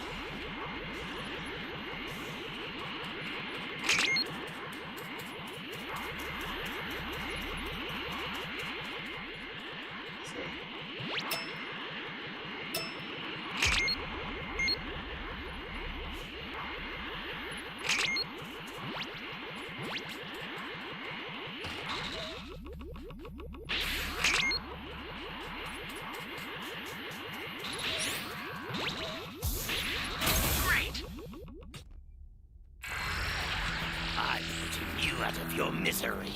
Right now! You know what to do with that key. Well,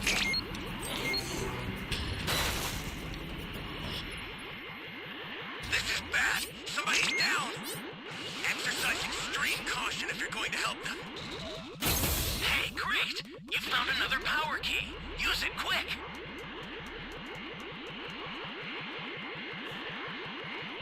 I'm gonna get one cube in these boxes.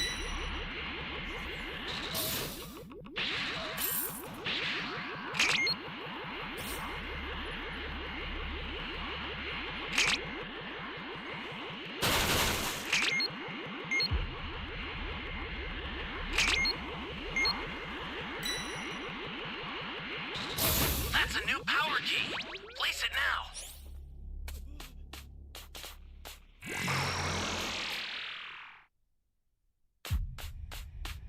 Where am I?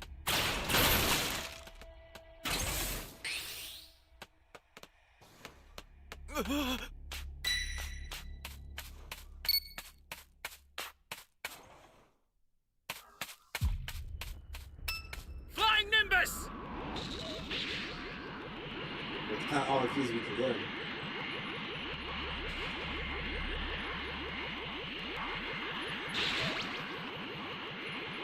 Oh, that person said this 8 key. My bad.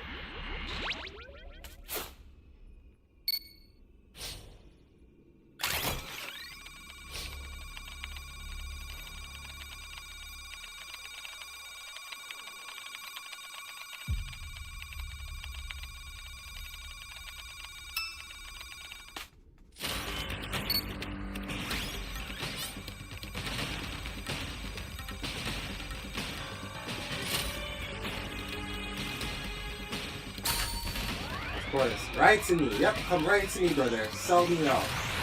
Sell me out.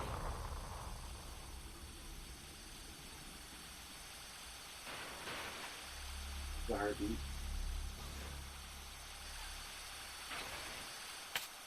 The startup system for the super time machine is ready. Head there now. Okay.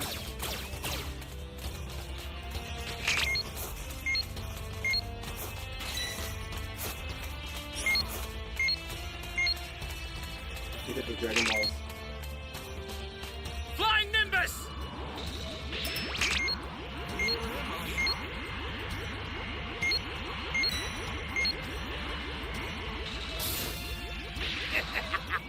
My revenge is at hand!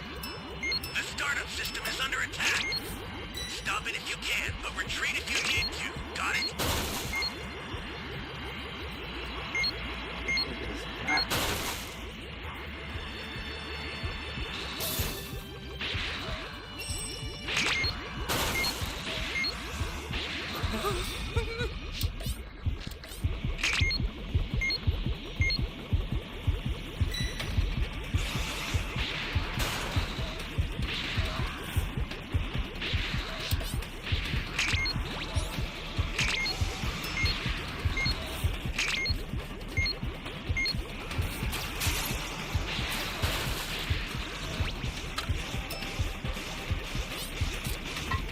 Oh man!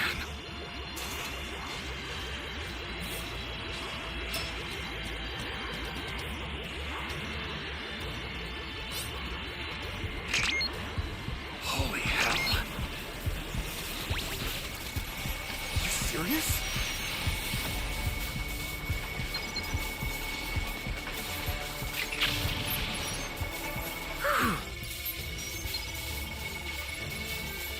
The supplies, Chalk.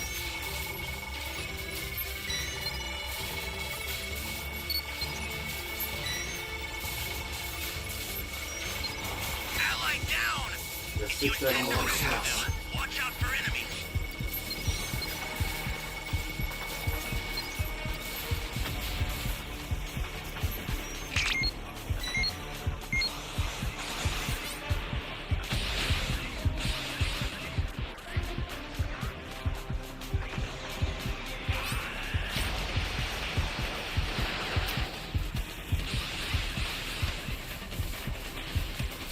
This is bad. Somebody's down.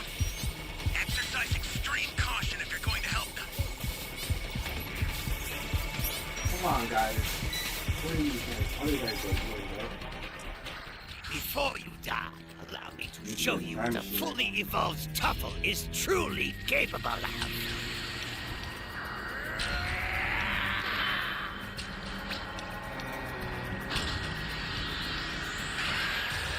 What this other guy doing, bro? Just here by myself. I can clinic some answer-defined water with the supplies. It should purify any abnormalities in the body.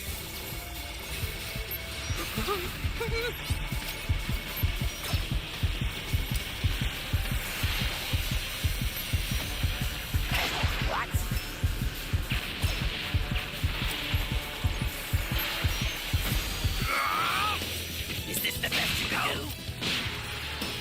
The starter system's under attack. It's dangerous, so tread carefully if you want to get closer. You got here from the If you intend to rescue them, watch out for enemies. This is it! Finished already? You? All right!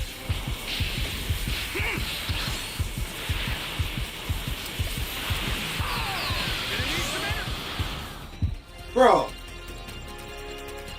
I was on that, bro. That's all I'm saying. I was on that. Double D, bro. I was on that, bro. It's a shame we didn't get the Dragon Balls. We were down one Dragon Ball. What's happening to me?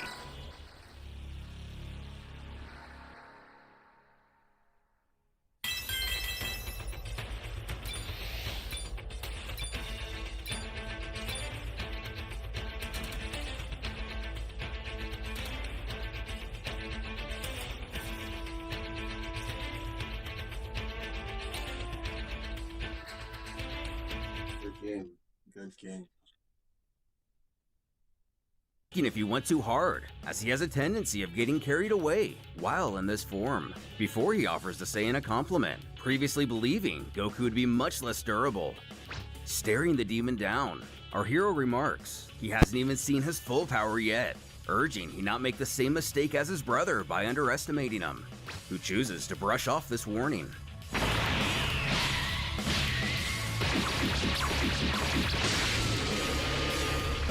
You are starting to annoy me! That's power! Kakarot's!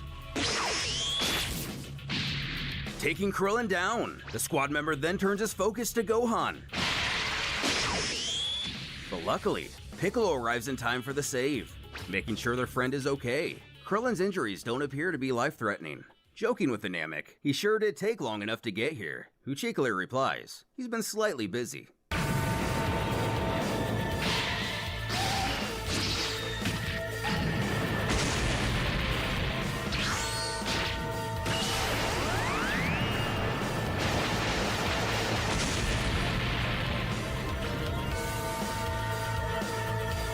Upon discovering Goku's warning wasn't merely a bluff, Cooler is irate finding himself beaten down, wondering if this is the same power his father and brother felt.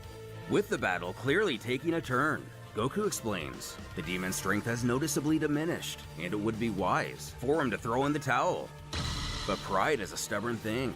As Cooler spouts, he will never surrender, and he is the most powerful of the Frost Demons, and no one can defeat him.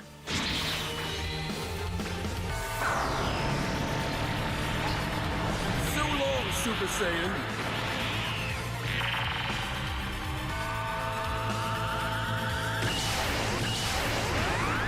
What? No! I cannot lose! And so, Goku's attack propelled Cooler into the sun, thus would eliminate the last of the Frost Demons, who burnt alive in the star itself.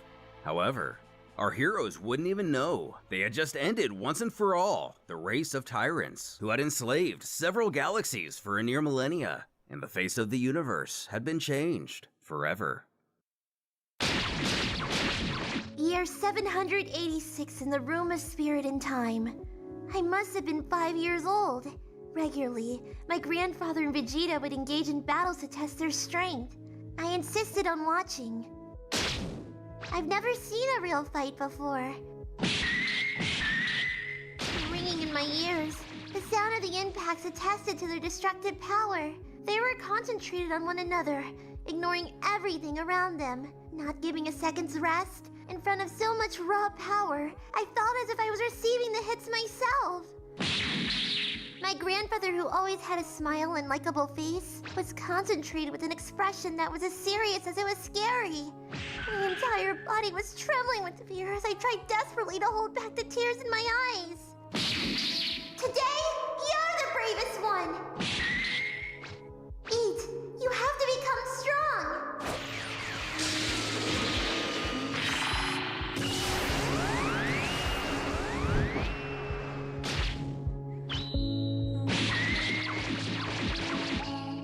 You gotta read her back.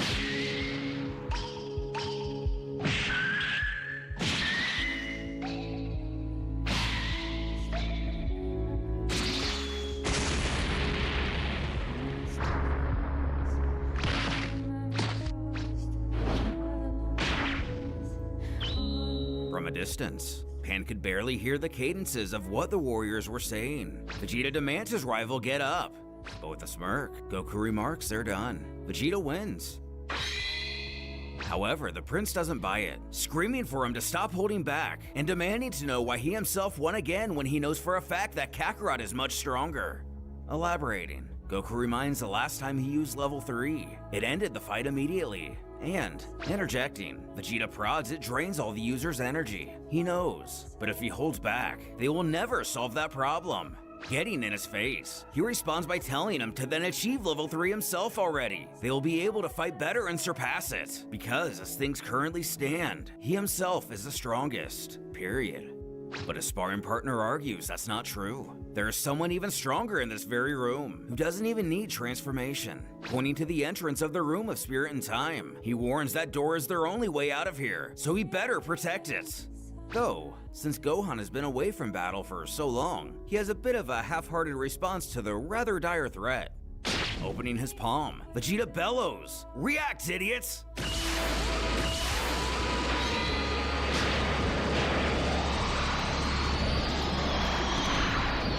As her father steps in front of the blast, Pan is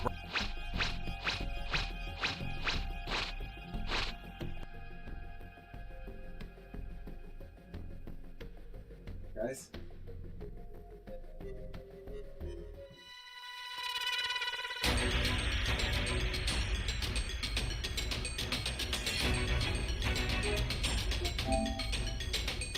Let the Carnival of Terror begin.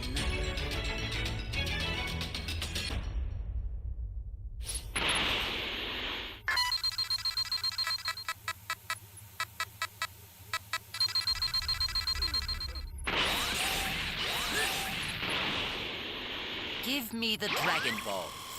I have none. If you do not have them, then I have no need for them. Give me the Dragon Balls. I have none.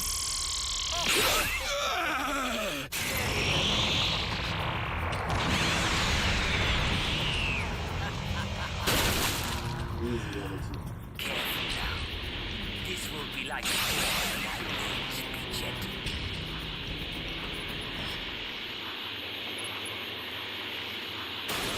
Where are the Dragon Balls? I have none.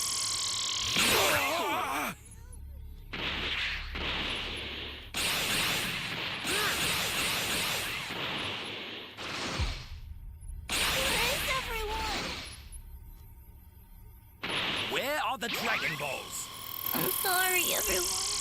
Very well. I'll make sure your death is quick.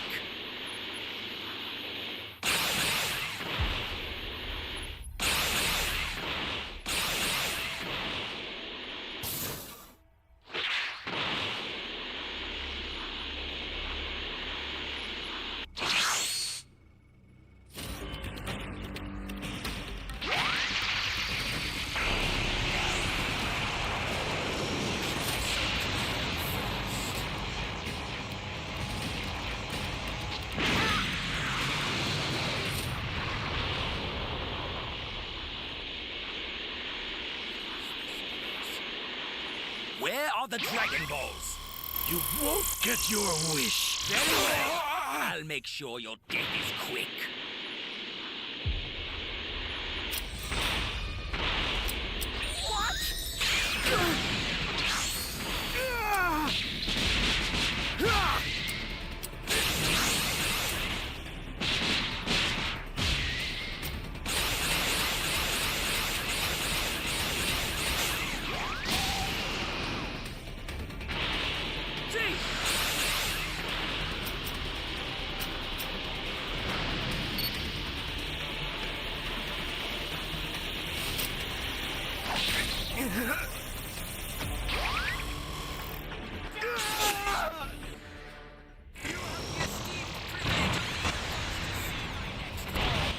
Get that guy. Hopefully we don't take it.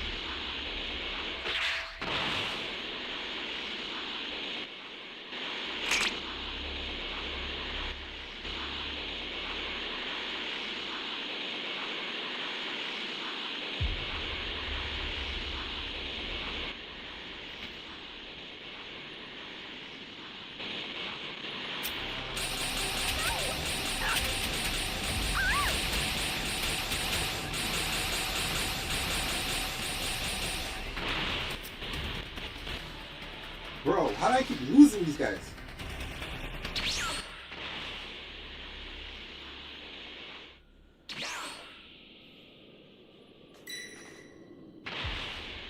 There we go.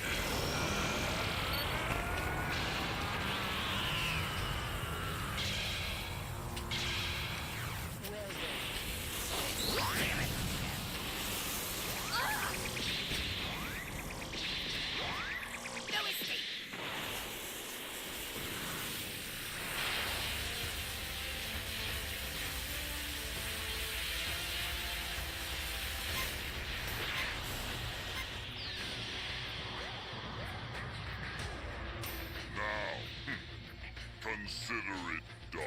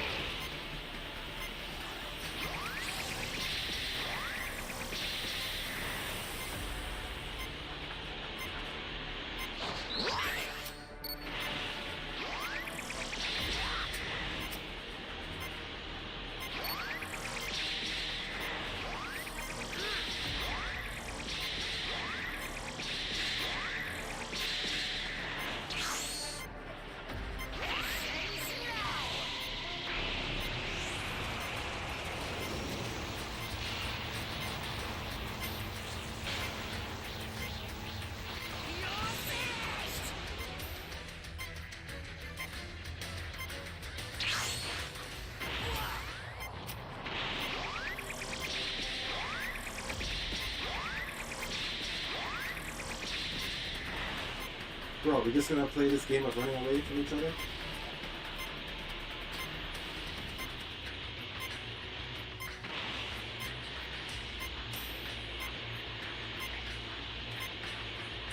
Remember, he has to kill me to win. I already won.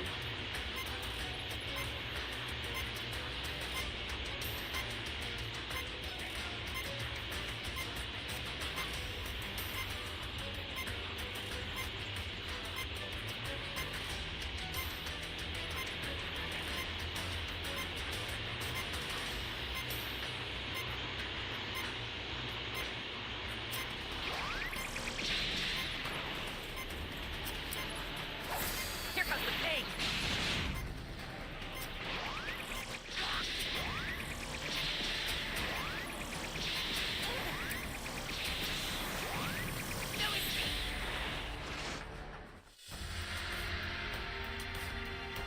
You're no match for me. I don't know, bro. It's just my computer's overheating and just gets messed up.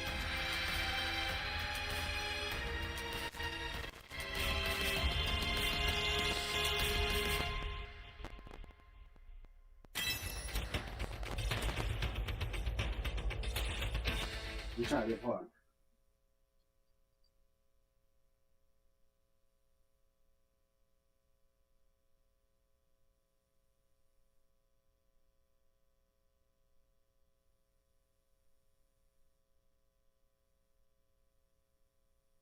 Good luck, homie.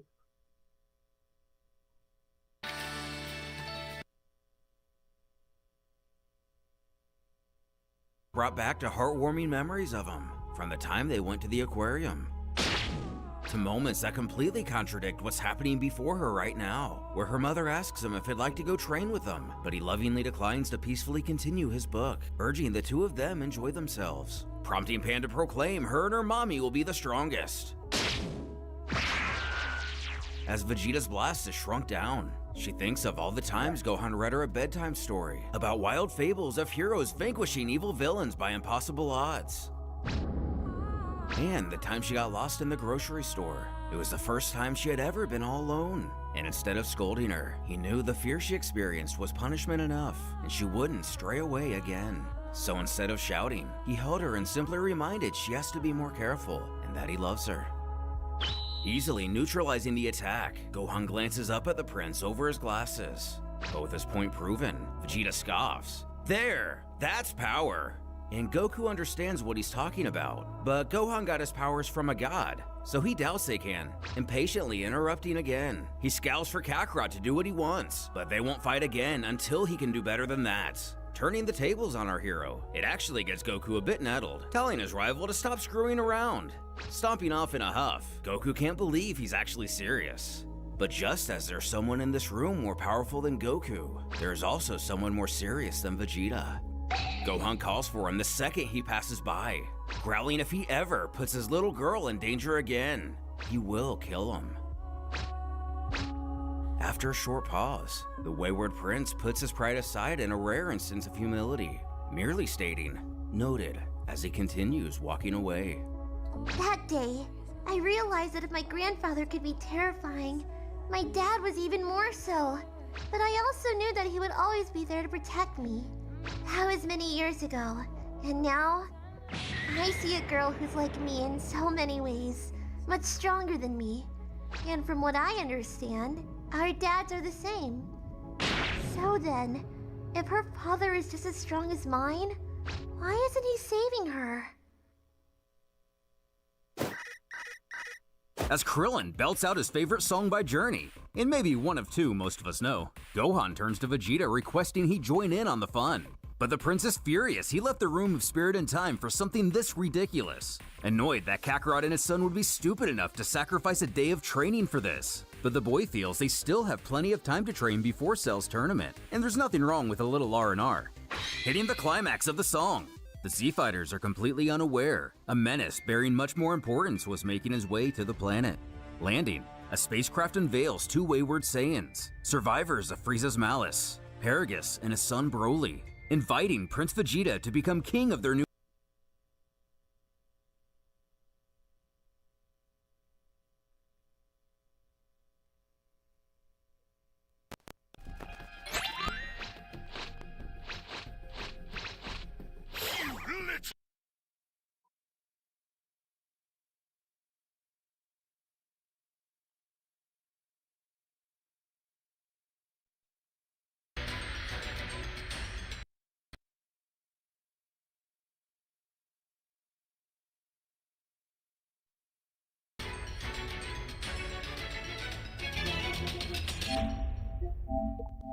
Can you hear me?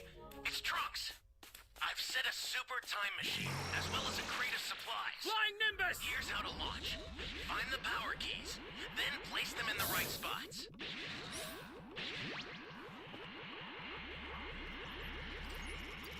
You found a power key. Go slot it.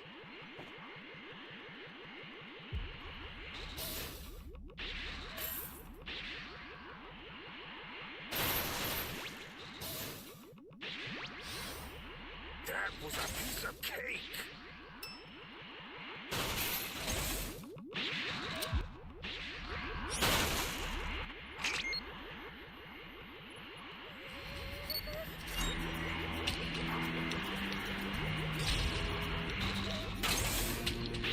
Anyone out there?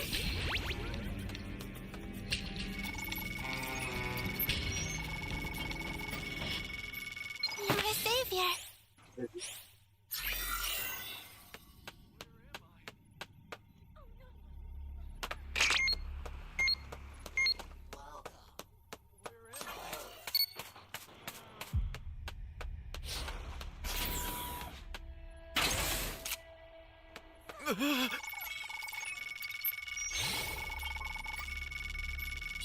Now, Thanks.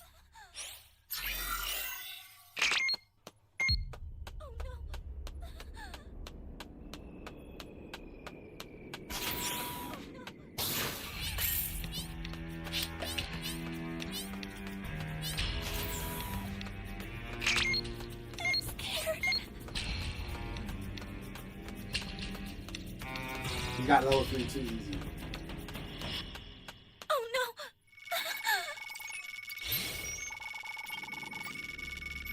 Thank you! Thank you! Flying Nimbus!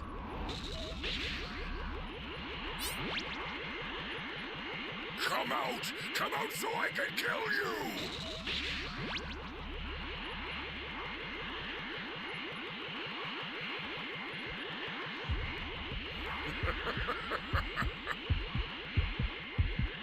Holy hell. Great. You know what to do with that key. Now! Here comes a pillar! Hell. Stay calm. Stay calm.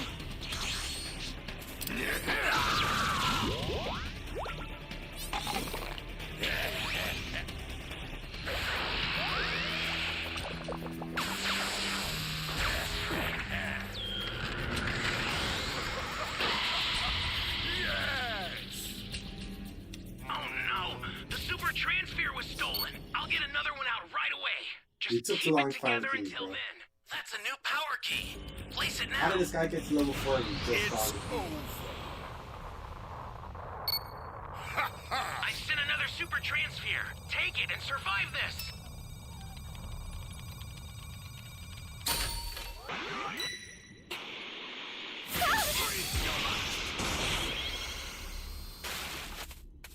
save it before they find the A key. Back. Snap out of it! I owe you one.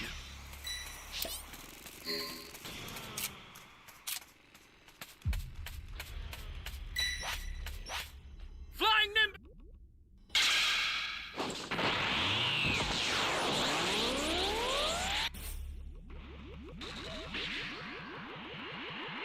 This is bad. Somebody's down. Exercise extreme caution if you're going to help them. Hey, great. You found another power key. Use it quick.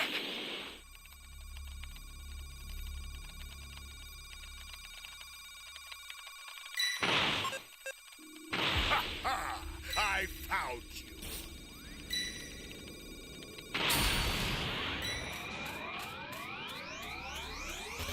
Flying Nimbus!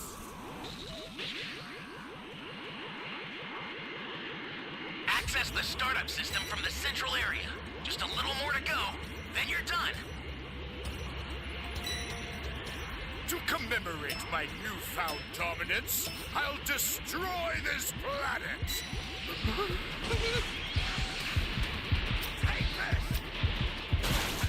I'll send some supplies to help. Make good use of them.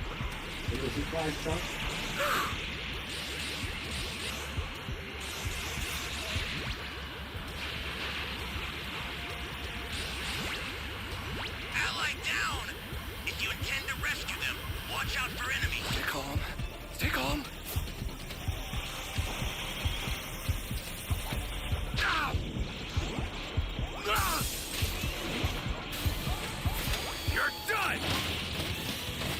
Alex though.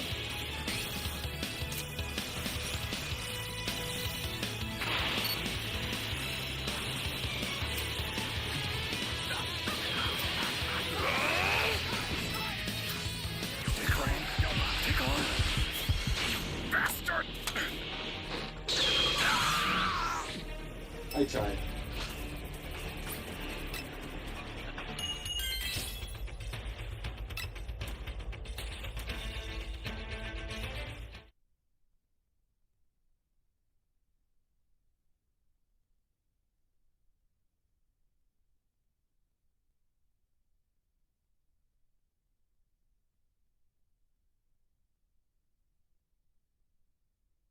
New planet and claim his rightful place at the throne, but he refuses. Paragus then requests he come and defeat the legendary Super Saiyan, who has been destroying entire star systems one by one. This, however, gets Vegeta's curiosity, soon venturing to the new planet Vegeta, but unknown to the prince, this was a well-planned trap. It wasn't long later revealed the celestial body was doomed, on a collision course with a deadly comet, and Broly was the legendary Super Saiyan himself. Goku inadvertently fueling the monster's power and rage. He would soon break free of his father's control, who had been using a device to contain his son's murderous nature. The Z-Fighters found themselves not only with an impossibly powerful adversary, but a very short time limit to take him out. As the minutes passed, Broly's strength and savagery only grew, killing his own father even.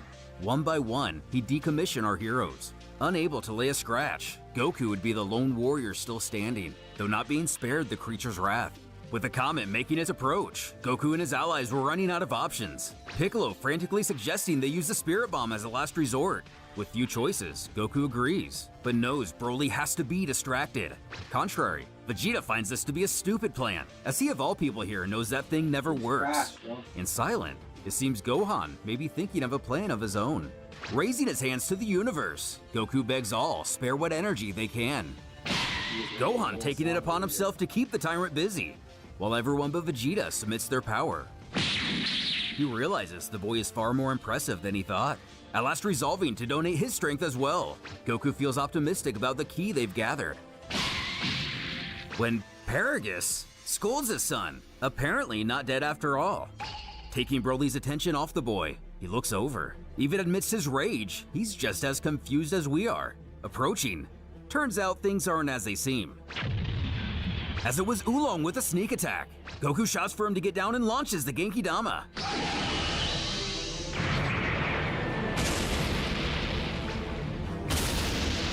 Taking him off the planet and into the comet itself.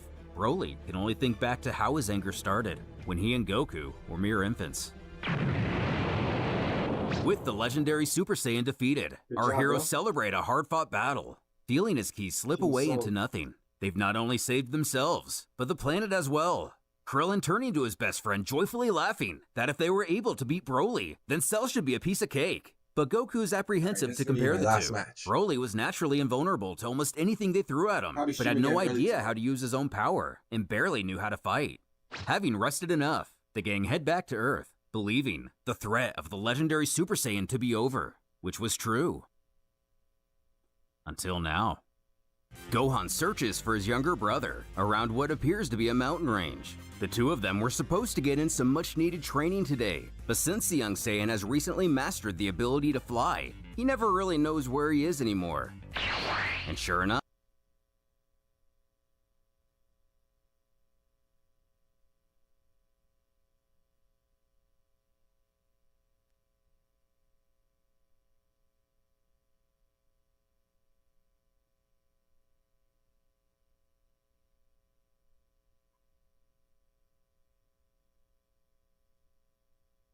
Beating a team with double stuns is very difficult. So the fact that you win is good. After that first stun to get you the second time, you're done for.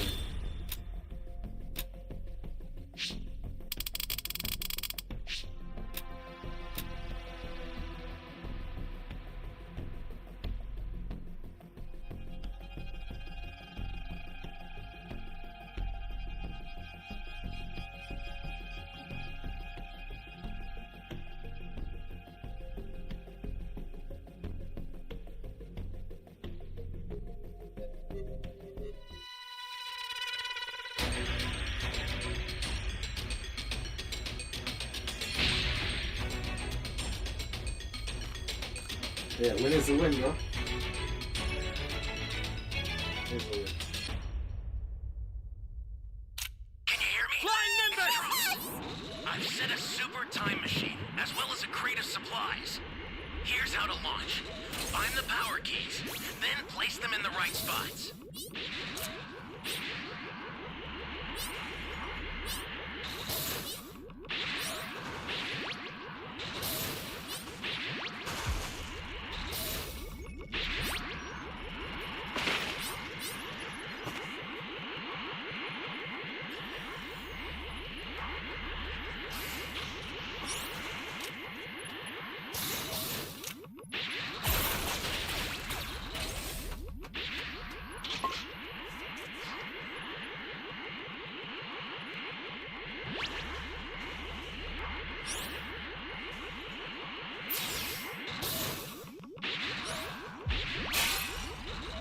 I will not allow you to act on your own any further.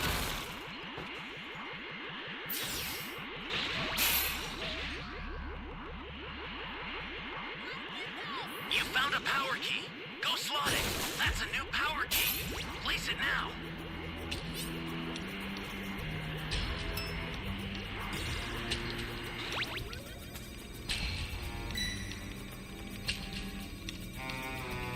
Hey, great! You found another power key. Use it quick. This probably isn't the safest.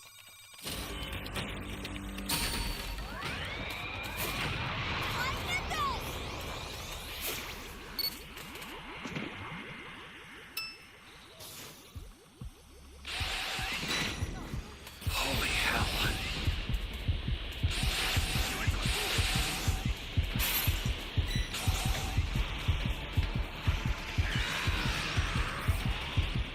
Hiding again? Not for long.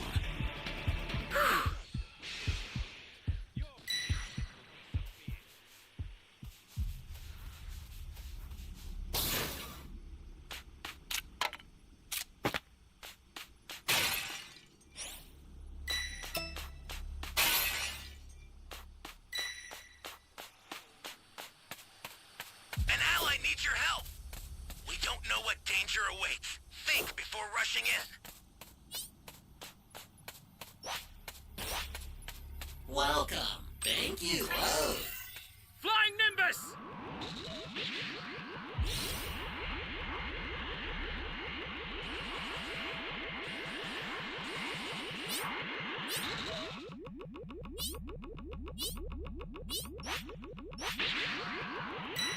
Ally down! If you intend to rescue them, watch out for enemies.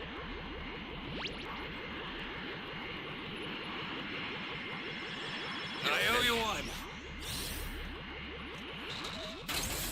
Great! You know what to do with that key.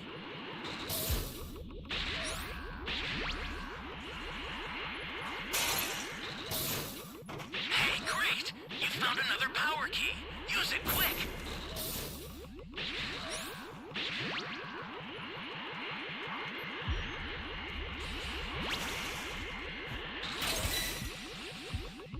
An ally needs your help.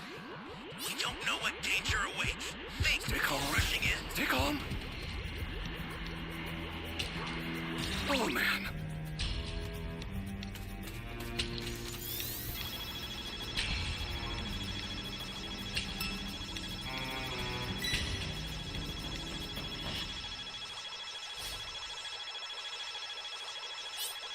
Get up! I owe you. I found you. I sent you a super Monster transfer. move. Use it to hold the enemy Let back. the eradication begin.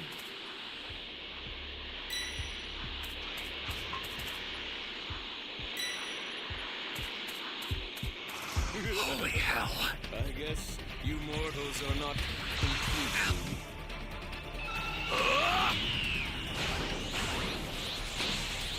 Alright, Mac, have a good night. See you later. Lie down!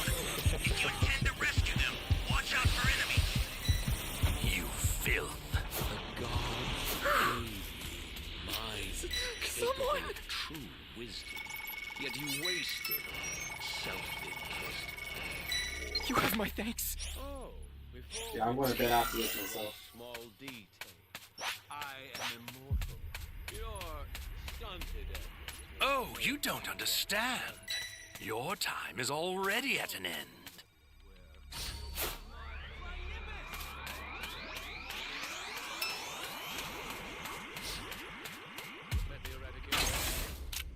Bro, I saw bare cooldown trades.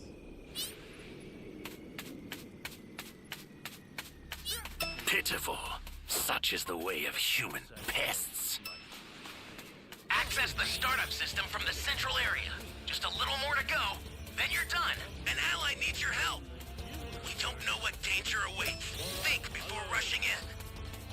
holy domain.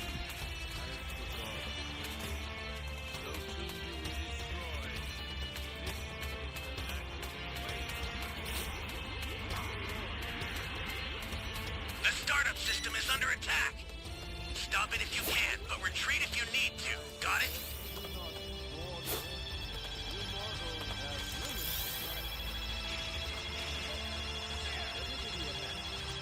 The startup system's under attack. It's dangerous, so tread carefully if you want to get closer. Holy hell. This is bad. Somebody's down.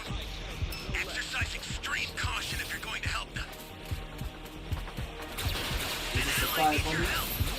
We don't know what danger awaits. Think before rushing in. Be careful too, okay? Alright.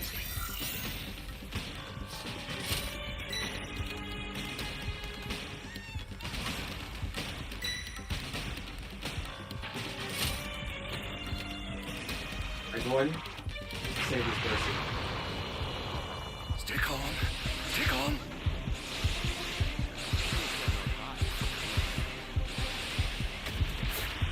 I'll send some supplies to help. Make good use of them. You not get the transfer? Or is that one double for?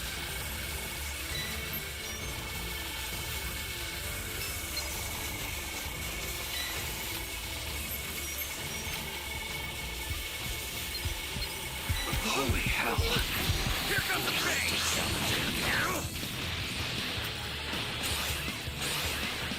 Ally down.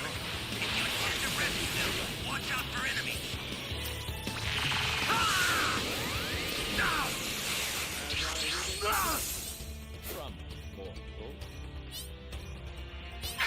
The startup system's destroyed. The escape time machine's almost ready. You need to head for the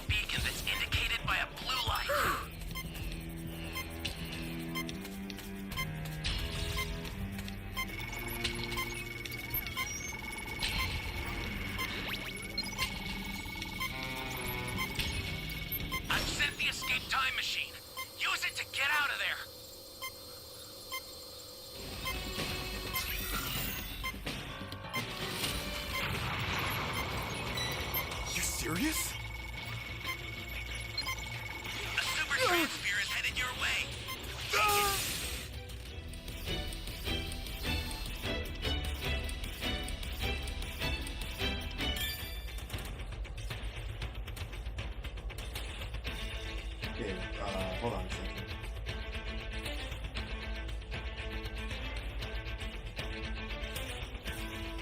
Alright guys, you know what? I'm gonna play one more. One more match. Enough. Thousands of miles away, Goten is having the time of his life.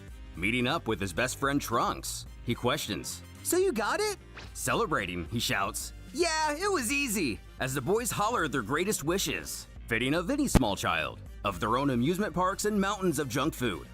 As we see, Trunks snatched the Dragon Radar from his mother.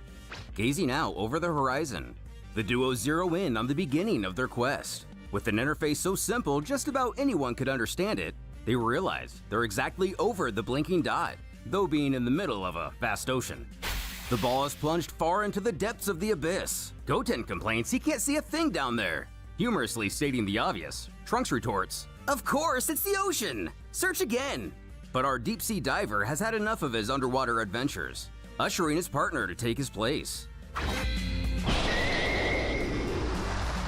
With a swing and aftershock of energy, the boy has certainly doomed at least a few innocent bystanders with his reckless behavior. Goten bellowing now they're definitely going to get scolded by his mother if Trunks is going to go around creating tsunamis.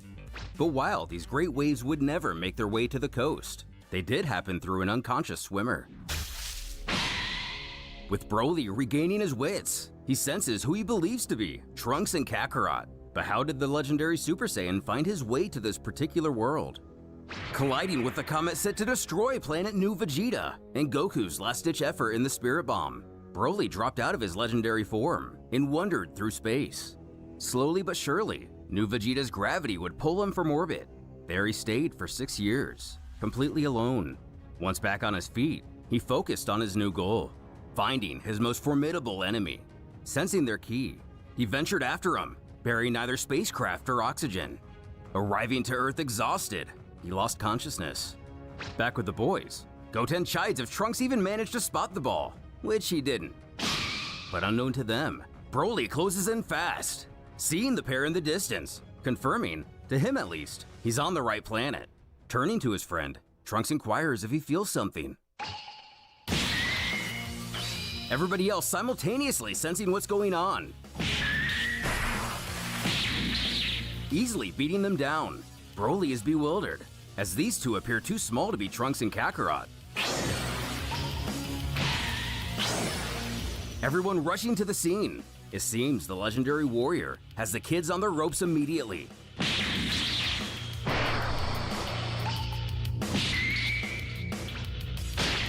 Demanding Broly tell him where his son is. Gohan can feel Vegeta is keeping their enemy busy, but not able to sense the kids anymore, which could mean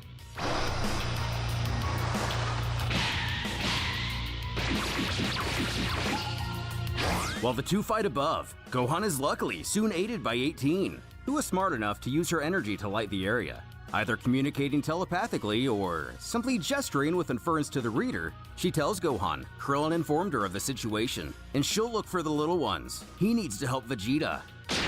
Locked in a stalemate, Broly mocks, "Not afraid of me anymore, Prince Vegeta? You remembered how to talk." Gohan arriving just in time to land a surprise attack, shouting back to his ally they have to finish him quickly before he turns into the legendary Super Saiyan. Now that he's transformed, Gohan worries he'll be invulnerable. Vegeta naturally already well aware, but argues it's been a long time since Cell. Fully confident Broly is far beneath him, scorning he's nothing but a legendary failure. Quickly finding out that's not the case. Luckily, 18 has managed to rescue both the boys. And at the sight of his bloody little brother,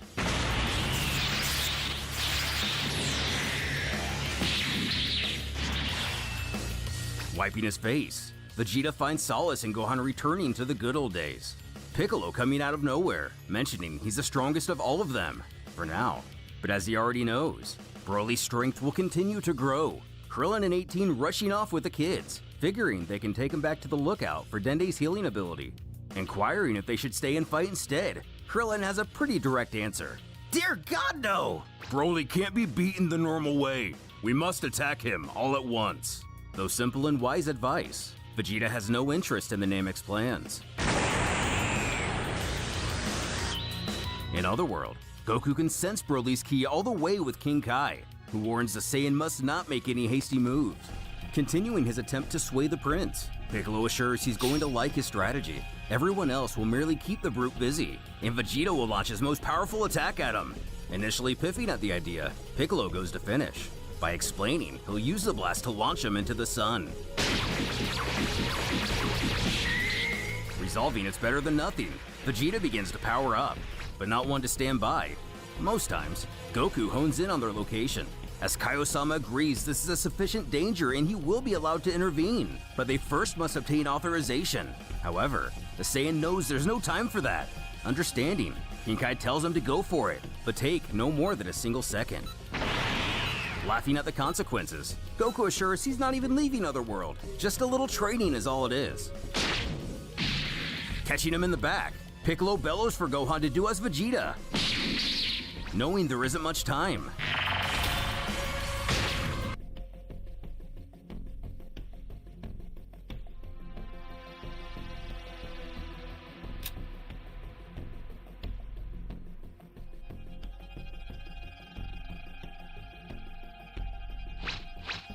Yes! I'm even more powerful than before! Whoa.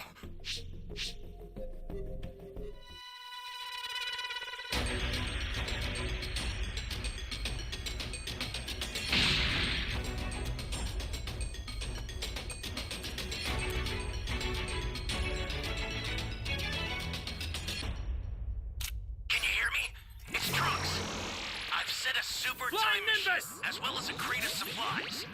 Here's how to launch. Find the power keys, then place them in the right spots.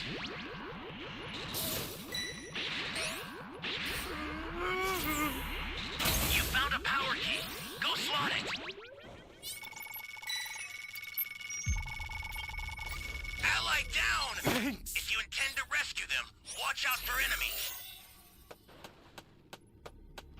That's a new power key. Place it now.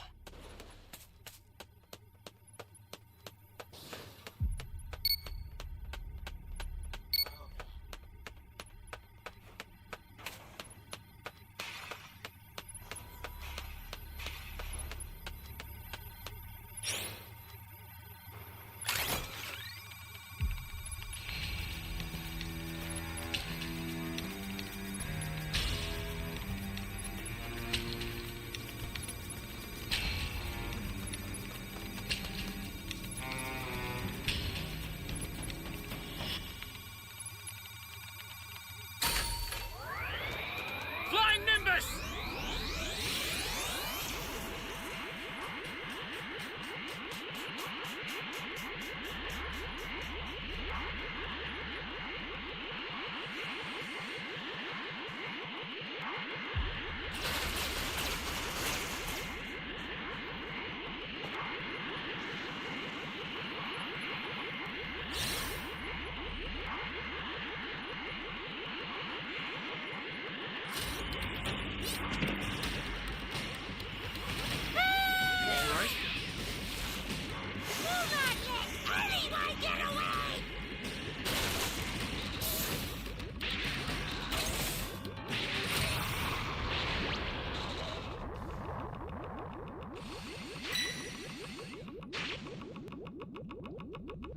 Great! You know what to do with that key. An ally needs your help. We don't know what danger awaits. Think before rushing in.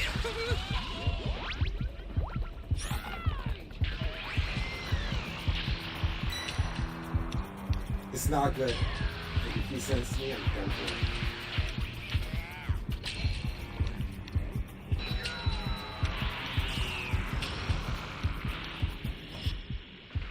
Oh, man.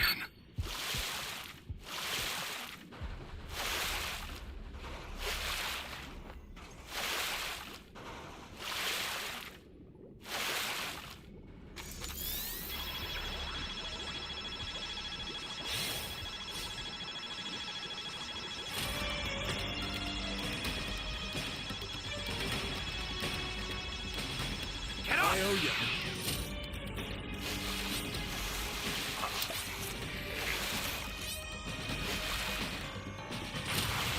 to hide over here. Hey, great! You found another power key. Use it quick.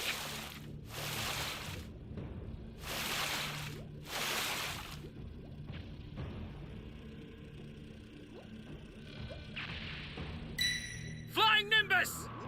Ally down! If you intend to rescue them, watch out for enemies.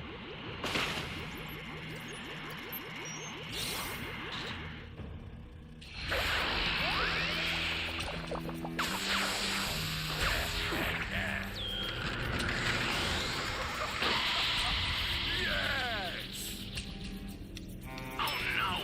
The super transfer was stolen! I'll get another one out right away! Just keep it together until then! Yes! I'm even more powerful than before! I sent another super transfer! Take it and survive this!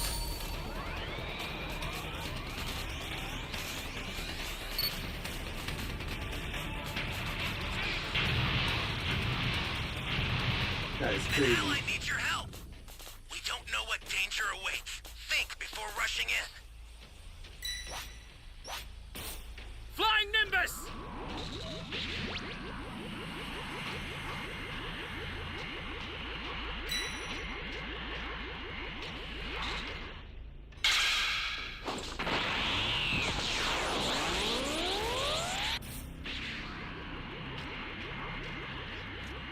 Ally down! If you intend to rescue them, watch out for enemies. The startup system for the super time machine is ready. Head there now. You imbecile! Watch yourself! Stay calm. Stay calm.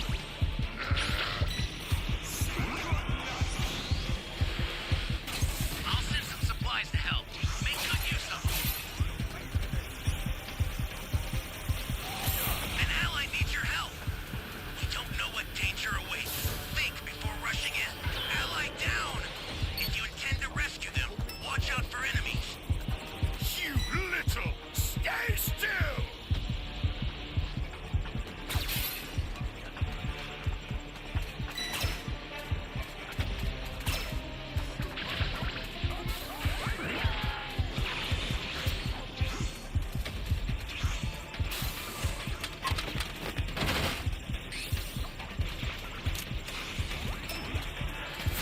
You're done!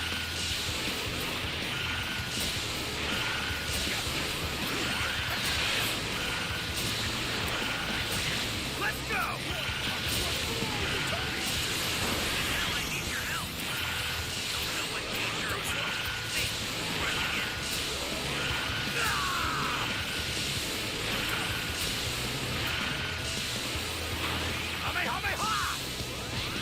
Stay calm. Stay calm. Flying Nimbus!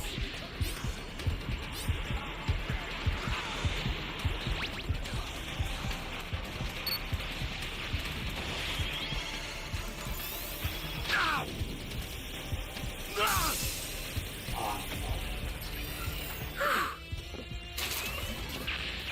Ally down! If you intend to rescue them, watch out for enemies. Holy hell. You bastard!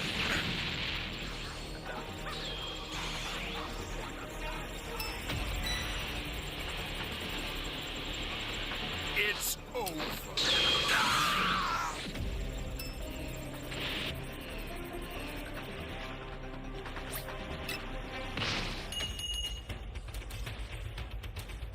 Alright guys, I'm gonna end the stream now. We've been streaming for about 3 hours.